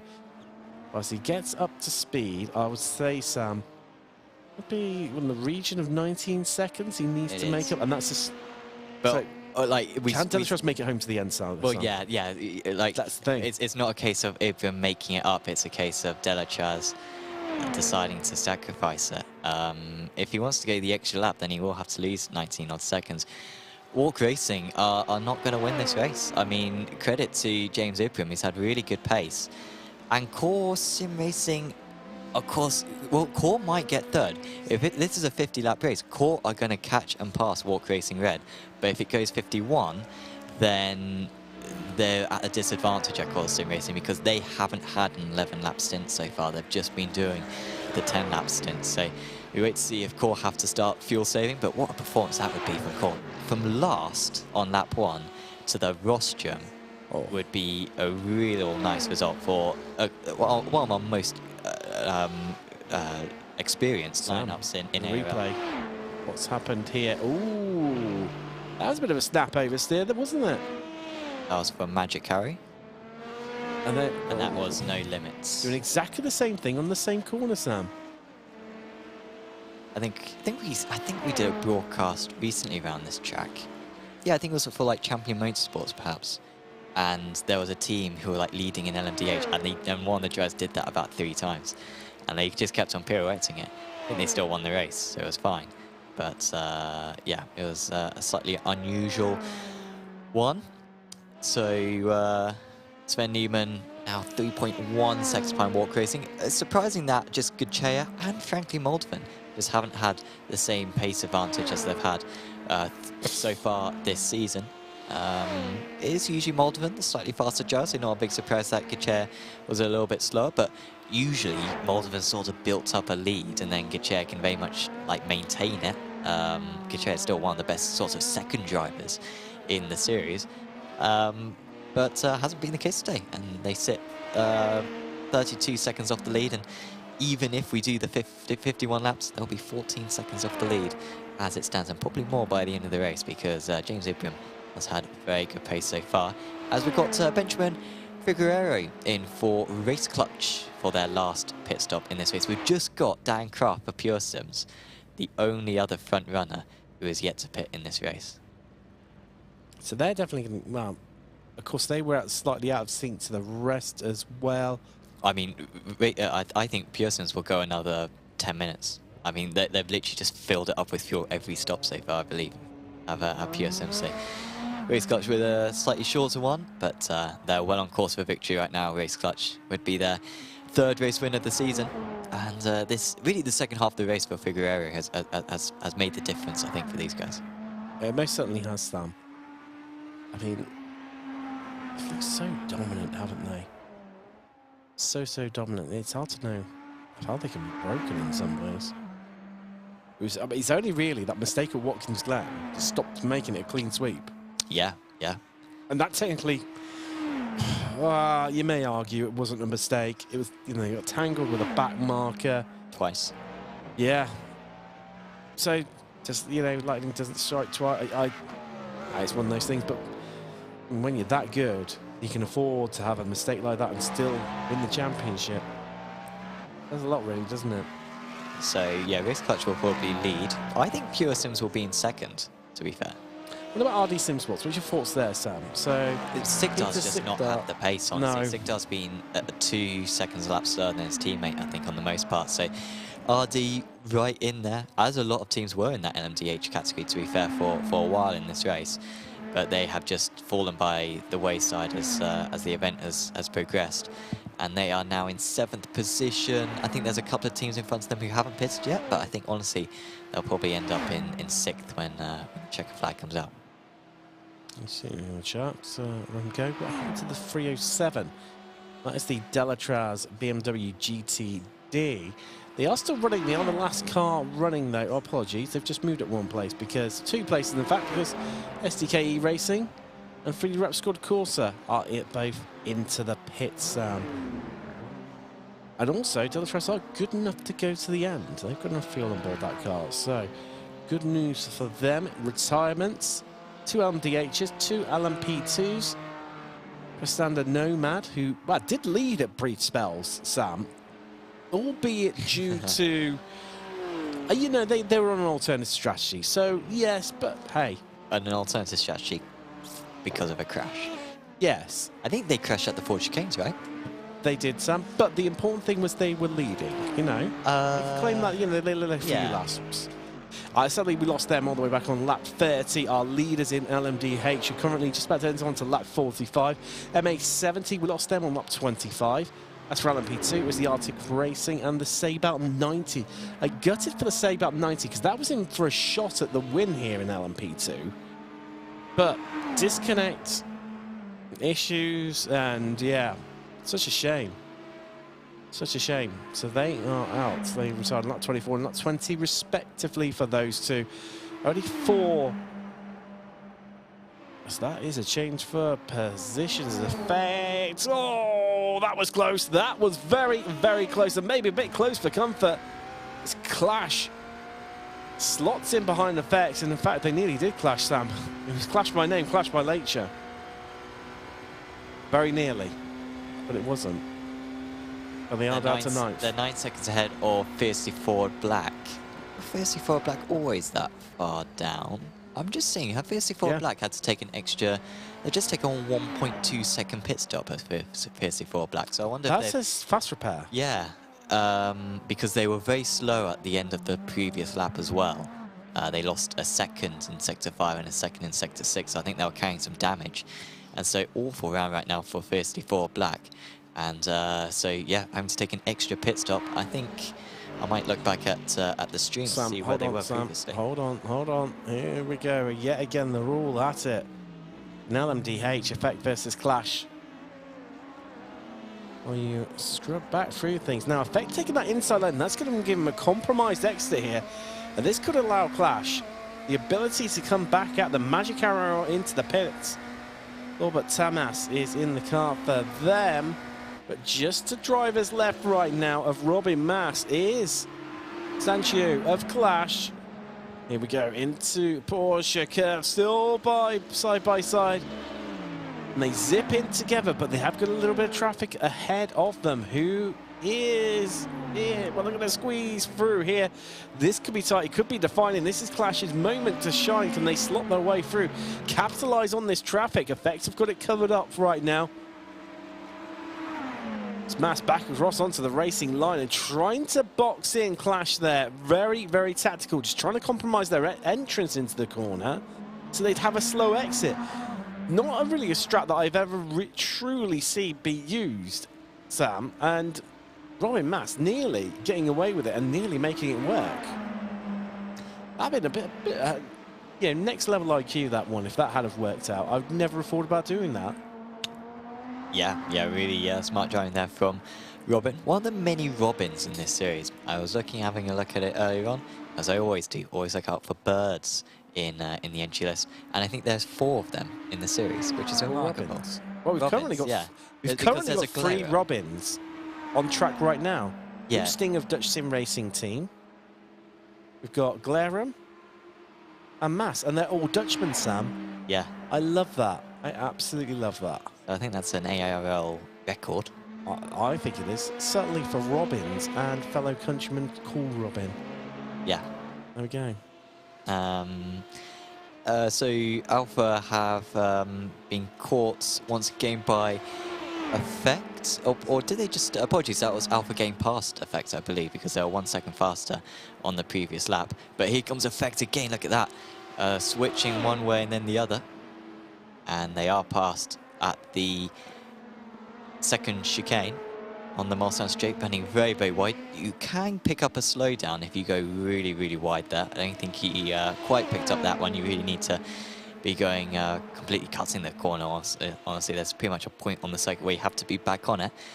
But these two are not holding back whatsoever. They want track position whenever they can.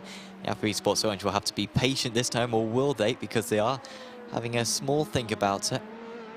Instead, though, they remain the same positions. Alpha Esports by G Performance still running in that 8th position. There was the other Alpha Esports car as well amongst those drivers earlier on. That's the blue car, apologies, but that's now down into 10th position. It might still be 8, 9, 10 though for the Alpha cars in LMP2. Sam, look who that is. And look who's right behind them. That's the save out 91. It's Maniti with Alex Bennett back in the car now. Only a 10th behind them and maybe looking for 3rd. Has a good look up the inside there. Just backs out of it. You got time on your side here, Alex. You got time on your side. You've got 20 minutes left of racing. So we head out down the second section of the Mulsanne, Sam. But if Bennett of Maniti can pass Tenzone of Seibelt 91, then that will get them onto the podium. We thought that the 4th was going to be good enough that Maniti could get back up onto. But right now, Sam, they are not just knocking on the door of the podium, they are full-on banging on it. Yeah, and these are the top 2 in the championship as well. Manatee came into this round with a 16-point advantage over the 91 car. But, and the 91 car would have known when rivals have lost 50 seconds due to a single error. They needed to take advantage of this. I don't think they are though tonight, because already with 18 minutes of the race remaining, Manatee Racing Green moved back up to 3rd position, and Seibelt's only chance now is to stay in the draft and go for a last lap manoeuvre, because Manatee Racing Green have been in a different class, honestly, compared to them tonight. And well, with the gap only at 43 seconds now to Arnage competition, you have to think that they would have won tonight if it weren't for that 50-second delay that they had earlier on with their pit entry. By the way, the battle for the lead is 9 seconds, so that gap was at one point about an hour and about an hour ago, hour and 20 ago. That gap was at 20 seconds. It's down to 9 seconds. But it doesn't look like Astro are going to quite catch Arnage in time. But what a performance from Lucas Perez in that Astro machine to be able to hunt down that gap. It's astounding, isn't it, really, when you stop and think about it. Oh, my, frightening. And Alpha Esports Orange back past Effect. Awesome. Got a few close battles starting to emerge now in LMP2. As also Pure Sims, who are up at the road ahead of these two, closing in on the back of Core Sim Racing. Are Core, are they saving fuel? I don't think they are. They would need, well, themselves and Delatraz, who are leading, have not done the whole fuel-saving lap, whereas Effect, Walk, and Pure Sims all have. What are Core's laps like? 2 seconds slower than their best lap on that last tour of the circuit. It's not especially a bad lap though. We're still faster than the race leaders. So... But you say that, Sam. You say that. They were half Is he getting out of the way? Are you letting him go? That very much indicates to me that he's trying to save fuel. Because he's basically said, go on by, I'll sit in the draft and try to save some fuel behind you. So maybe they're starting to think, is it going to go 51? It's so tight. Anyone who's just tuned in, by the way, there's been a fascinating battle in LMP2. Not only has it been very close, we've had a divide in strategies with some teams deciding, I'm going to sacrifice 15 seconds to save a lap of fuel in case it goes to 51 laps, and half the teams going, nah, it'll only go 50 laps. So, like Tim was explaining just before, Delachaz and Pure Sims haven't saved a lap of fuel, but Effect, Walk and Core have. And so that's sort of the conundrum that we're in at the moment, whether Core and Delachaz do need to save fuel. It certainly doesn't seem like Delachaz is saving fuel at the moment. Their pace have dropped off a little bit, but certainly not enough to indicate that they're going to save a whole lap of fuel. Oh, maybe he's utilising SDK Gaming with its fuel calculator, Sam. Which is also a subscription to it is one of the prizes available for teams entering this championship. Will be a very nice prize for whoever takes it, or they can take a Apex Racing Academy subscription as well. Well, I was just about to say, for SDK Gaming, even for a mere mortal like myself, there's a 14-day free trial available. There is, yes. For all concerned, so well worth checking it out. Especially if you're into endurance racing, any of the big events, or even just, you know, European Sprint Series, before it gets changed around, sadly dropping away from the hour and moving prototypes from it. Teams are getting put up. And I didn't realise what that was. Yeah. Are they doing to ESS? What's it going to be now? Just GTE and dropping down to half an hour race because obviously it doesn't really invoke what's up in real life. Obviously GTE's going and... IMSA's going to be the only it's getting moved from B up into A. Interesting. And it's going to alternate every hour in the officials between an open setup race and a fixed setup. It does make sense. It doesn't really make sense to have the same cars in 2 different series, one using European circuits and one using American. Especially seeing that IMSA one does use a lot of European circuits. Yeah, and so does ESS, uses a lot of American circuits, you know. But it does have GTE in it. It does, yeah, that's the difference at the moment. Sam, lead us in. So, will this be close or will it? So, I think there'll be seconds, quite comfortably. Race Clutch will be miles ahead of the rest. You sure? I'm not. Oh, yeah. They've got to take like 20 seconds of fuel to, and they'll lose 25 seconds just trundling down the pit lane. So I think there'll be probably... I mean, I think it might be close between them and Delta V. Delta V sort of come out of a little bit of nowhere. I want to say, I'm trying to remember the teams who we had in that lead fight for a while. Do you think they're going to... they're not going to take the lead, Tim. Race Clutch are already moving past. Okay. They're on the start-finish line. Okay, Sam. Okay. It'll be close to Delta V. Yeah, okay, so there go Race Clutch. Benjamin Figueroa. But I'm trying to look at this, Sam. So Delta V stopped on lap 36, which was 11 laps ago. Oh, out. Oh, there you go, they're in. Okay. I was trying to debate in my head, would they need to stop again for a splash and dash? Well, clearly, they feel they need to because they're in. So Simufy now up into 3rd, Sam. Which means Pure Sims retain 2nd place. Well, I say retain, they were in 1st. They've dropped to 2nd, but they are only 15 seconds behind Race Clutch. Yeah, I forgot that Delta V needed to pit again. But yeah, that'll be their 4th pit stop, taking them in line with everyone else. But yeah, Pure Sims, good work from them. 8 seconds now clear of Mark Perez for Simify Esports. And yeah, Race Clutch, 16 seconds clear. Certainly not their biggest winning margin of the season, and they've had to push throughout in order to get that 16 seconds. But it's been, I think it was the consistency between their 2 drivers. Remember, they haven't actually had Kiei, Tiago, Marteau, which is scary, considering that Marteau is their best driver. at least from what we've seen so far this season. So even with their second and third best drivers, they've still got a 16-second gap. It's quite impressive. It is really, really impressive indeed. Let's take a look at some replays. So that's Effect getting the move done there. In LMDH over Clash. And, oh. And then, wow. oh man. That was the yellow car of Victor Taras. This is the pass from Maniti on Sabout 91. Wow. It looks much tighter from that camera angle. Live pictures, it didn't look as tight as that. But into the pits is the Effect 909. Well, which is technically the 109 terms numbers. Also Clash in with them as well. So those two will come out very close to one another again. It's going to be a sprint to the finish as we have got just 11.5 minutes remaining on the clock. Looking at lap times, Sam. Sir Newman he's not going down without a fight here. And in class, he was the second fastest, no, the third fastest, apologies, last time around. Fastest was Alpha Esports by G Performance, currently, what, the 8th in class. And then the next fastest was Alpha Esports Orange? Yes, it was, with a 3:32.3.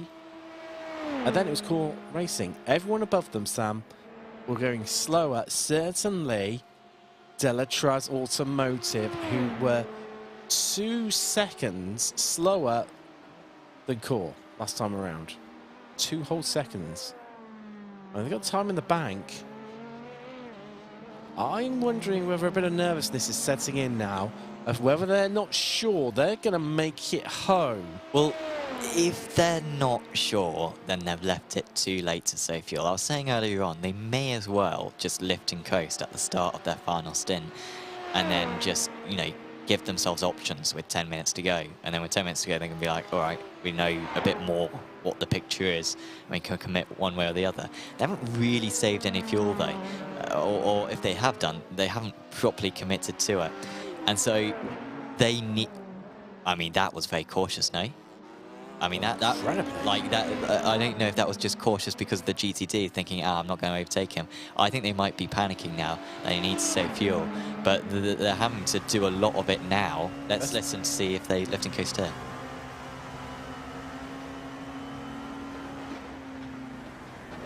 Yeah, that's not a huge lift. That's sort of, you know, standard lifting and coasting. But I think it's going to go 51 laps, I suppose. I think might even be a little bit of short shifting going on here right now. Let's just listen in a little bit further. So we've got just approaching 9 minutes left on the clock. There we go, folks. I think that tells you everything you need to know about what is going on at Delatraz. Now, where are Effect in this equation? Let's look at lap times. They cross the line. So there we go, across the line, and that was a 3:34.3 from Delatraz. Their best of the race so far, a 3:31.4. So that's nearly 3 seconds slower than their best lap. Ipram, where is he? There's all sick dart into the pits, and that looks like they may have even jumped there. Oh dear, something's gone horribly wrong. They've come off track. And they're in the pits, RD Simsport. Oh dear, that's all gone very, very wrong for them somewhere. Now I can also see Emil Stancio. That is, which car is that? Well, it escapes my memory. I think that's one of the GTDs, isn't it? Has had an incident as well. So I think, there we go, it's clashing in DH, apologies. Have they been caught up together? I don't know, together. Right. In LMP2, Alpha Esports by G Performance are into the pits from 8th in class. They need a splash and dash to get themselves home. Now, what is concerning me, that across the line, was only 8 tenths between Effect and Delatraz. So for the lead of LMP2. So Ibram is not fast enough right now where he needs to be, because there is a very slow pace going on by Delatraz. They need to capitalize on this one. They don't need to feel safe. They can make it home, but they're just not doing enough right now to get the job done. Ibram really needs to dig deep, needs to find something very special, because the clock is ticking down with 7 minutes left remaining here from Le Mans. Round 4 of the ASUS Apex Racing League Endurance Series. And of course, one last shout out as well to another Apex Racing League series, which is starting soon, the Apex Racing Academy Porsche Cup. And of course, sign-ups are open on apexracingleague.com.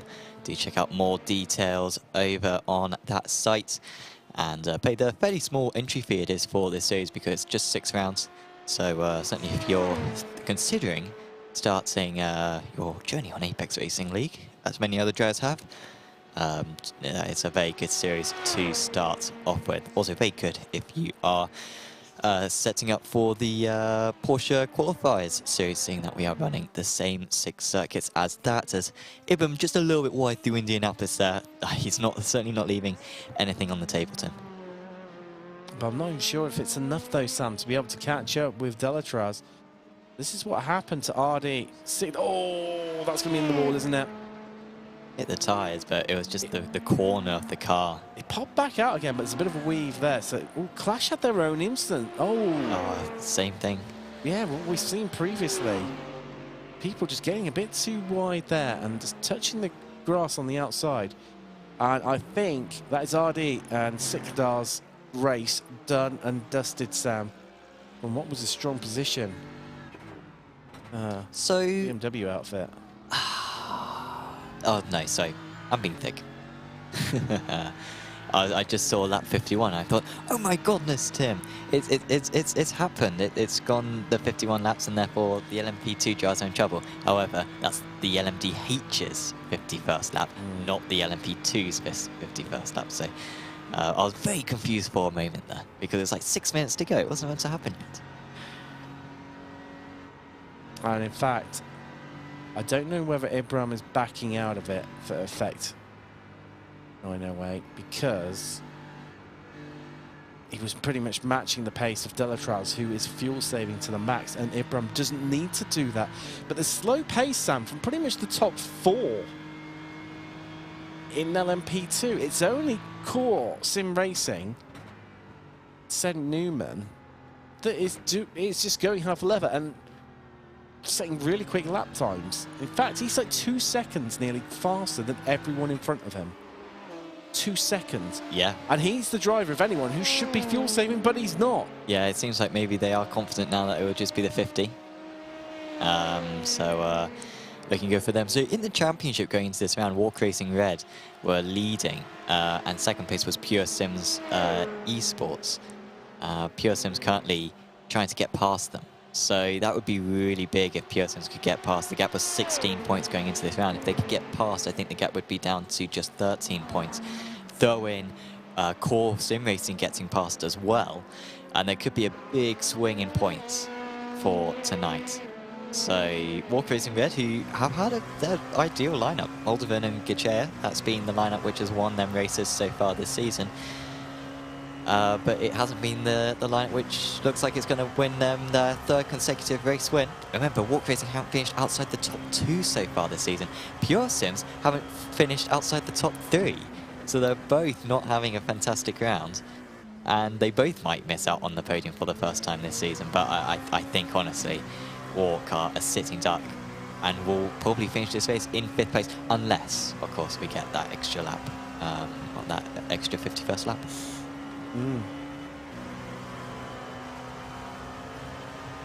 I don't know if, wow, looking at the clock, Sam, we're not. I'm not even sure if we're going to make it to 5th. We will get to 50. But yeah, I think we'll get to 51 quite well. I know, I'm not ruling it out. The race leaders will do... They're just starting another lap. So they'll do one more lap after this. So yeah, we will just do 50 laps. So Delatraz have nailed it. They have absolutely nailed it and should win this race quite comfortably. I think we were about 90 seconds away or 2 minutes away from the LMP. Oh, here comes the move. That's a very deep one there from Pure Sims. There's a little bit of contact and surviving there were Walk Racing, but Tim, I was shocked that of all the places to go for the move that they went for it there. That was not the best of places to go for it. And what that has done, Sam, has brought Core right into the equation. It's compromised them both. And for the sake of just waiting that little bit longer, Pure Sims may put themselves under pressure that they didn't need to be under. They shouldn't be under right now. We've seen the pace that Newman is setting in that Core Sim Racing LMP2 that is right behind him. He is the fastest LMP2 on track right now. Scrap that, Sam. They have gone. Oh no, there's something going wrong there because there's. Oh no, it's because there's MDH right in the middle of the field. I was thinking, how have they pulled a 321 out? But no, that's the Netrex Cadillac. So yes, Core Sim Racing, the hands of Sven Newman, LMP2 is the fastest LMP2 on track. I might be wrong, Tim. So again, I was saying that we're only going to get 50 laps. Maybe it will be 51. I think because now I think we're on lap 50, right? I need to go in the sim. We are now, yes, we are going to go 51 laps, Tim. This is on. This is on. I think they may have underfueled. Yeah, because Race Clutch are about to force an extra lap. We've got 50 seconds to go, and they're just entering the Porsche curves, or but then like Arnage or something. But then surely, I think Effects might win this race. This is, I mean, keep tuned, guys. I mean, if you watch this song, I mean, you can't not watch the last minute. And of course, we might still reach 15,000 subscribers in the time that we've got remaining. Come on, guys, keep subscribing. But this could change here for Delachaz Automotive. I don't think they're gonna make it here. And while you're just sat here waiting for the last thing, thank you. I mean, they all need to try and pronounce that. Okay, can we just see the race leader as well? Because we're about to see the race leader cross the line. And look at this. They're going to cross the line with 10 seconds to go to force an extra lap. If it weren't for that, the LMP2s would be fine. But with 8 seconds to go, they have forced the mighty, the one we've been talking about this whole time, Tim, the magical 51st lap. And this is where it gets tricky, because Delachaz aren't going to be lapped by the end of this lap. They are too far ahead to be lapped, so they will make one more lap after this one. I mean, Sam, how much fuel saving can you do with a 13.8 second gap? Well, not enough. I mean, I don't think they've been fuel saving really. Oh, they're panicking, Sam. I've just watched it tumble by 3 tenths in what must have been a corner. If that. Let's listen in. I mean, we heard them earlier on. A big fuel save. But they're already lifting out. I think at this point they've just got to push and come into the pits. Now they're, using the wipers. It's pandemonium out here, Tim. Oh, look, you can tell the way they're lifting. They're not even bothering right now to try and attack this one. So, are they going to come in on this lap? I mean, they've been setting an incredibly slow pace. Maybe they have. I don't know, Sam. Have they just done enough to get themselves through this, to limp home, to gamble, to roll the dice? It's been the best fuel saving I've ever seen, because remember, Effect and Delachaz were very similar in pace, and Effect lost 15 seconds in the last stint saving fuel. Delachaz have lost 3 seconds in this stint saving fuel. So the magical thing is, do they stay out, or have they not saved enough fuel? Let's find out, Sam. Here we go. Are they going to pull in? Are they going to keep going? Oh, they're still going. Okay, so maybe they do have enough fuel. They're lifting and coasting a bit. Oh, and we are on tenterhooks to find out if they've saved enough fuel to win this race. But look, Effects are starting to really eat a lot of time out of it. I've just watched them gain a second over Delachaz. Just looking at the numbers on the timing tower. Will Core come into the pits as well? That is a good question, Sam. I mean, for me, that's the acid test. What does Sven Newman done? Because he's been... No, he stayed out. And do you know what? That's amazing. The lap times that Newman has been setting, second to none. Yeah, really good pace for Sven Newman in this race. So no, I think it is enough, Sam, because look, if they were to come into the pits on the end of this lap, that would still be counted at lap 50. No, but this is lap 51. as opposed to what those clusters. Oh, but it's just. No, I don't know any. It's just so. We know so, who our well, LMDH winner is going to be. Yes, that's one thing we can can't guarantee. Because they are 15 guarantee. seconds ahead, and they're going to get their third race win of the season in just a few moments' time. But who is going to pick up the last place on the podium? LMP2 as core of past Pure Sims. Yes, Pure Sims with a slowdown, I think. But no stopping these guys. Wow, they have been yet again showcasing their dominance in LMDH in the ASUS Apex Racing League Endurance Series, making it 3 wins from 4. It's Race Clutch at the hands of Benjamin Figueroa. They are your race winners. And it's Pure Sims and the Cadillac are going to come across the line in second, with Simify picking up the last position to make it 2 BMWs on the top step of the, well, top set of steps on the podium. Congratulations to them. Delatraz are shedding a lot of time, Sam, but I think it's enough to just for the game and hold on. But they've still got half the track to get around. It's fine at the moment. I think they should be okay. I mean, Alexandre Delatraz is definitely the stronger of the 2 drivers. Can we? He's gingerly making this one around here, Sam. Yeah, it seems to be full throttle. I saw the gap coming down a bit more. And it is coming down a fair amount. He's, you know, about 4 seconds a lap off the pace now. But for me, it looks all right. It's whether Newman can get the Core Sim Racing LMP2 onto the podium ahead of Walk. Well, yeah, because Newman was able to get past Glam, as you identified before, just as we pulled away from these guys. Yeah, can Core catch up to Walk Racing? Would be very big for the points. It looked like Walk Racing were going to finish this race in 5th place just a few moments ago, but all of a sudden, it looks like they're going to extend their championship lead. By my rough calculations, I think they might catch the leaders in GTD come the end of this lap. That means they're going to all trip up over one another. A few GTDs apparently have come into the pits as well near the end of the race. Perhaps running out of fuel right at the close. So they were 1 lap short. Seems like our LMP2s, they absolutely nailed it. Looks like if you're clever enough throughout the race, you didn't need to save that little bit extra. Been showcased by Alexandre Delatraz of Delatraz Automotive by Majors. He is your LMP2 winner. Congratulations to Delatraz. Effect going to pick up 2nd. But where are the group behind? And our GTD winners as well coming through. It's going to be Arnage Competition to take a crucial race victory. 7 seconds clear. And it is Manuel Troncoso who takes the honours at the checkered flag. Congratulations to Arnage. It really does kickstart their championship hopes. There you go. Core come across the line in 4th, Sam, in the end. I think they, looking at the times, I think they had a bit of a tangle with Glarum of Pure Sims, but got away with it. As Manisi, well, didn't look like they could get back onto the podium, but they've done it, Sam. What a drive from them. What such an inspired drive. Yeah, and they surely would have won if it weren't for this man's mistake coming into the pit lane. Alex Bennett, though, does recover to 3rd position, and they extend their championship lead because, crucially, they beat the 391 Sabre Esports car, and they were their main rivals in the championship hunt. So, good news in the end for Manatee Racing Green.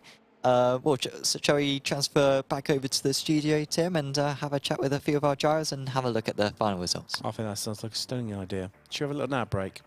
Let's go for it. See you short.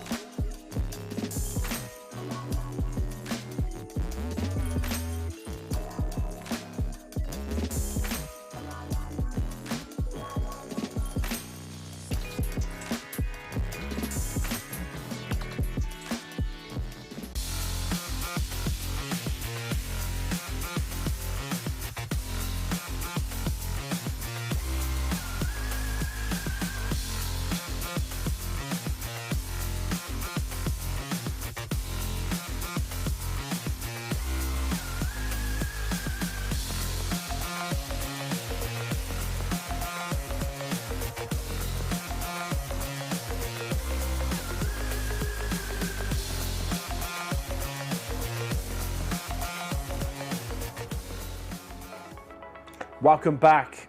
Wow, that was a race that, for the mind, just completely bamboozled me. Just kept us guessing right to the very end. And, well, in the end, turns out they didn't really need to save it. No, well, they did need to save it, but it was just easier than we thought it was. So I was expecting the lap to go, I was like, oh my god, we've made it by 8 seconds, no one was expecting this. And then, well, the LMP2s were actually fine. Some of the GTDs did struggle though, they did have to take an extra lap because the GTDs were tight on fuel throughout. They were taking those 45-minute stints, I think. And yeah, they were a bit tight, but yeah, in the in the LMP2 apologies, yeah, they were absolutely fine. And well, in the end, it was quite a simple race victory for Delachaz. I do wonder though, Ibram for Effect just seemed to be struggling with pace in that final stint, and I think maybe that just didn't, put the pressure on Delachaz that maybe it should have done. Yeah, I mean, like, of course, Ibram lost 15 seconds in his stint, and we thought that was all down to fuel saving. But maybe actually it was more like 10 seconds he lost for fuel saving, and so like maybe they were fuel saving the equal amount. But just plain Alexander Delachaz, who has established himself as being one of the fastest drivers so far this season, was unlucky at Monza. Corby got hit off at Lesmo 2 on that occasion. Yeah, he was just too quick. Very well-deserved victory for Delachaz, and they're their first race win of the season. Did win a Spotlight award, though, I will say earlier on. Did. But I think this one, despite not having any prize directly attached to it, might feel even more sensible. Talking of which, thank you to our good friends at ASUS for it. The keyboard is up for grabs. Keep an eye out on our social media for the selected clips in the next few days. And of course, if you took part in the series, or if you're just friends with someone, urge them to submit their moment to the Stomper Spotlight Discord channel, and then that will be entered into the consideration, and at that point they could get the keyboard, as we were saying. But shall we have a look at the final results? I think we should do for the rounds. I mean, 3 wins out of 4 now for Race Clutch. It's been pretty scary for them so far, and the hardest they've been pushed so far this season. But they still managed to have... The telling moment for me, Sam, is they've done it without their strongest driver. Yeah, with and second and third. That's worrying for the rest of the field in some ways. Le Mans, not the most challenging in the circuit, so maybe that's a part of it, but even so, it's a bit of a, it's a bit of weight off their shoulders, isn't it? And just shows the quality and the depth of, strength of depth within that team. It's, wow, it's going to take a lot to knock them off the top, isn't it, realistically? It is, and of course Delachaz taking that win. It was down to 9.5 at the end. He was like doing some like braking and turning he was just on the line. So it was probably like 11.5. He was so that Christian motorist, Sam. It's like, no, you go first. No, please, you go first. So he clearly was fuel saving because he did lose about 7-8 seconds. That gap was at like 19 seconds coming out of the pits for the last stint. And so he was fuel saving. He was just very quick, was Alexander Delachaz. So congratulations to him for being able to take that. And of course, our Arnage competition with, I believe, their first race win of the season. But Manatee Racing Green getting more big points. I think Arnage were 50 points behind going into this round. They would have got the gap down to about 34, I believe now. But with only 2 rounds to go, I think something big needs to happen to Manatee Racing Green in order. They need to finish off the podium in both rounds now. We've got, arguably for me, other than the season opener at Spa, we've probably got the two next tracks are Road America and Road Atlanta. Now, if you look at the entirety of the calendar, I would say they are probably, if you were to rank them in a tier system of the most danger-filled in terms of lap traffic, Road Atlanta would be top. And then it'd probably be Spa, and then it'd be Road America for me. Yeah, I think that's a decent shout for that one, albeit we did see Watkins Glen was carnage, as we saw for Race Clutch, of course, getting involved in 2 incidents in the first half of the race. So yeah, if it is going to go wrong, it's probably going to be, I think, slightly Road Atlanta, as you say. And that could flip the championship on its head, because it's not just that difference between finishing, say, first and second or first and third. it could be potentially first and maybe even last in class. Yeah. They have to Of course, retire. if you don't score a certain amount, or if you don't complete a certain amount of points, laps, apologies, during the race, you could score no points. So that could be a 50-point swing. So you're absolutely right, and that could certainly change. Shall we have a chat with a few of I was our about drivers? to say exactly the same. We have got Alexander Delatraz. Would you like to have a chat, or? I'd quite like to have a chat. Yeah, I was going to say, because, unless you've introduced it, Sam. Yeah. Go for it. Very passive aggressive there in my desires to have this interview. Alexander, congratulations for this for the race win. That fuel saving in the last stint. I mean, we saw, of course, it went over to that 51st lap, and we were thinking, my goodness, they've lost it. But it turns out you had that fuel saving absolutely sorted throughout the stint. Yes. It was previous. We know it that the last stint we need to save. So yes, we did it, and we take all the gap that we need before the last stint. So yes, no pressure on the last stint. All was under control. So yes, but yes, big saving. Yes. Was that last stint the best time to do the fuel saving, or do you think it didn't make much of a difference which stint you did the fuel saving? I think it's the best if you are not in battle. I think it's the best because the track temperature was up, so you lose time in the corner, so you need to brake a little bit earlier. So yes, it's better to save fuel during this condition. So it's why the last stint was for me the better. But like we see for the P3, if you are in battle, yes, it's always very complicated to save and to defend or attack. So that depends on the situation. Absolutely. And of course, just talk us through like the race on the whole, because it seemed like the top 5, in particular near the start in the LMP2s, were so close to one another. It must have been ever so much fun being involved in that battle tonight. Yes, it was Jeremy driving in our team. He managed it very well. But yes, it was not an endurance at this moment. It was a big sprint. Everybody was at 100% and it was very intense, but also very fun. And we take a lot of pleasure to battle with the effect, with the sorry, I lost the team name. I think maybe but with the other team. Yeah, it was certainly close amongst a lot of people. Oh, walk. That's a good. Yeah. I think it was walk. Yeah, I think you're right. That's that corona type. That's the one. Yes. But of course, I think earlier on in the season, I believe you took one of the Stormforce Spotlights wins. Do you recall which prize it was that you managed to take, and out of which driver is going to take home that prize?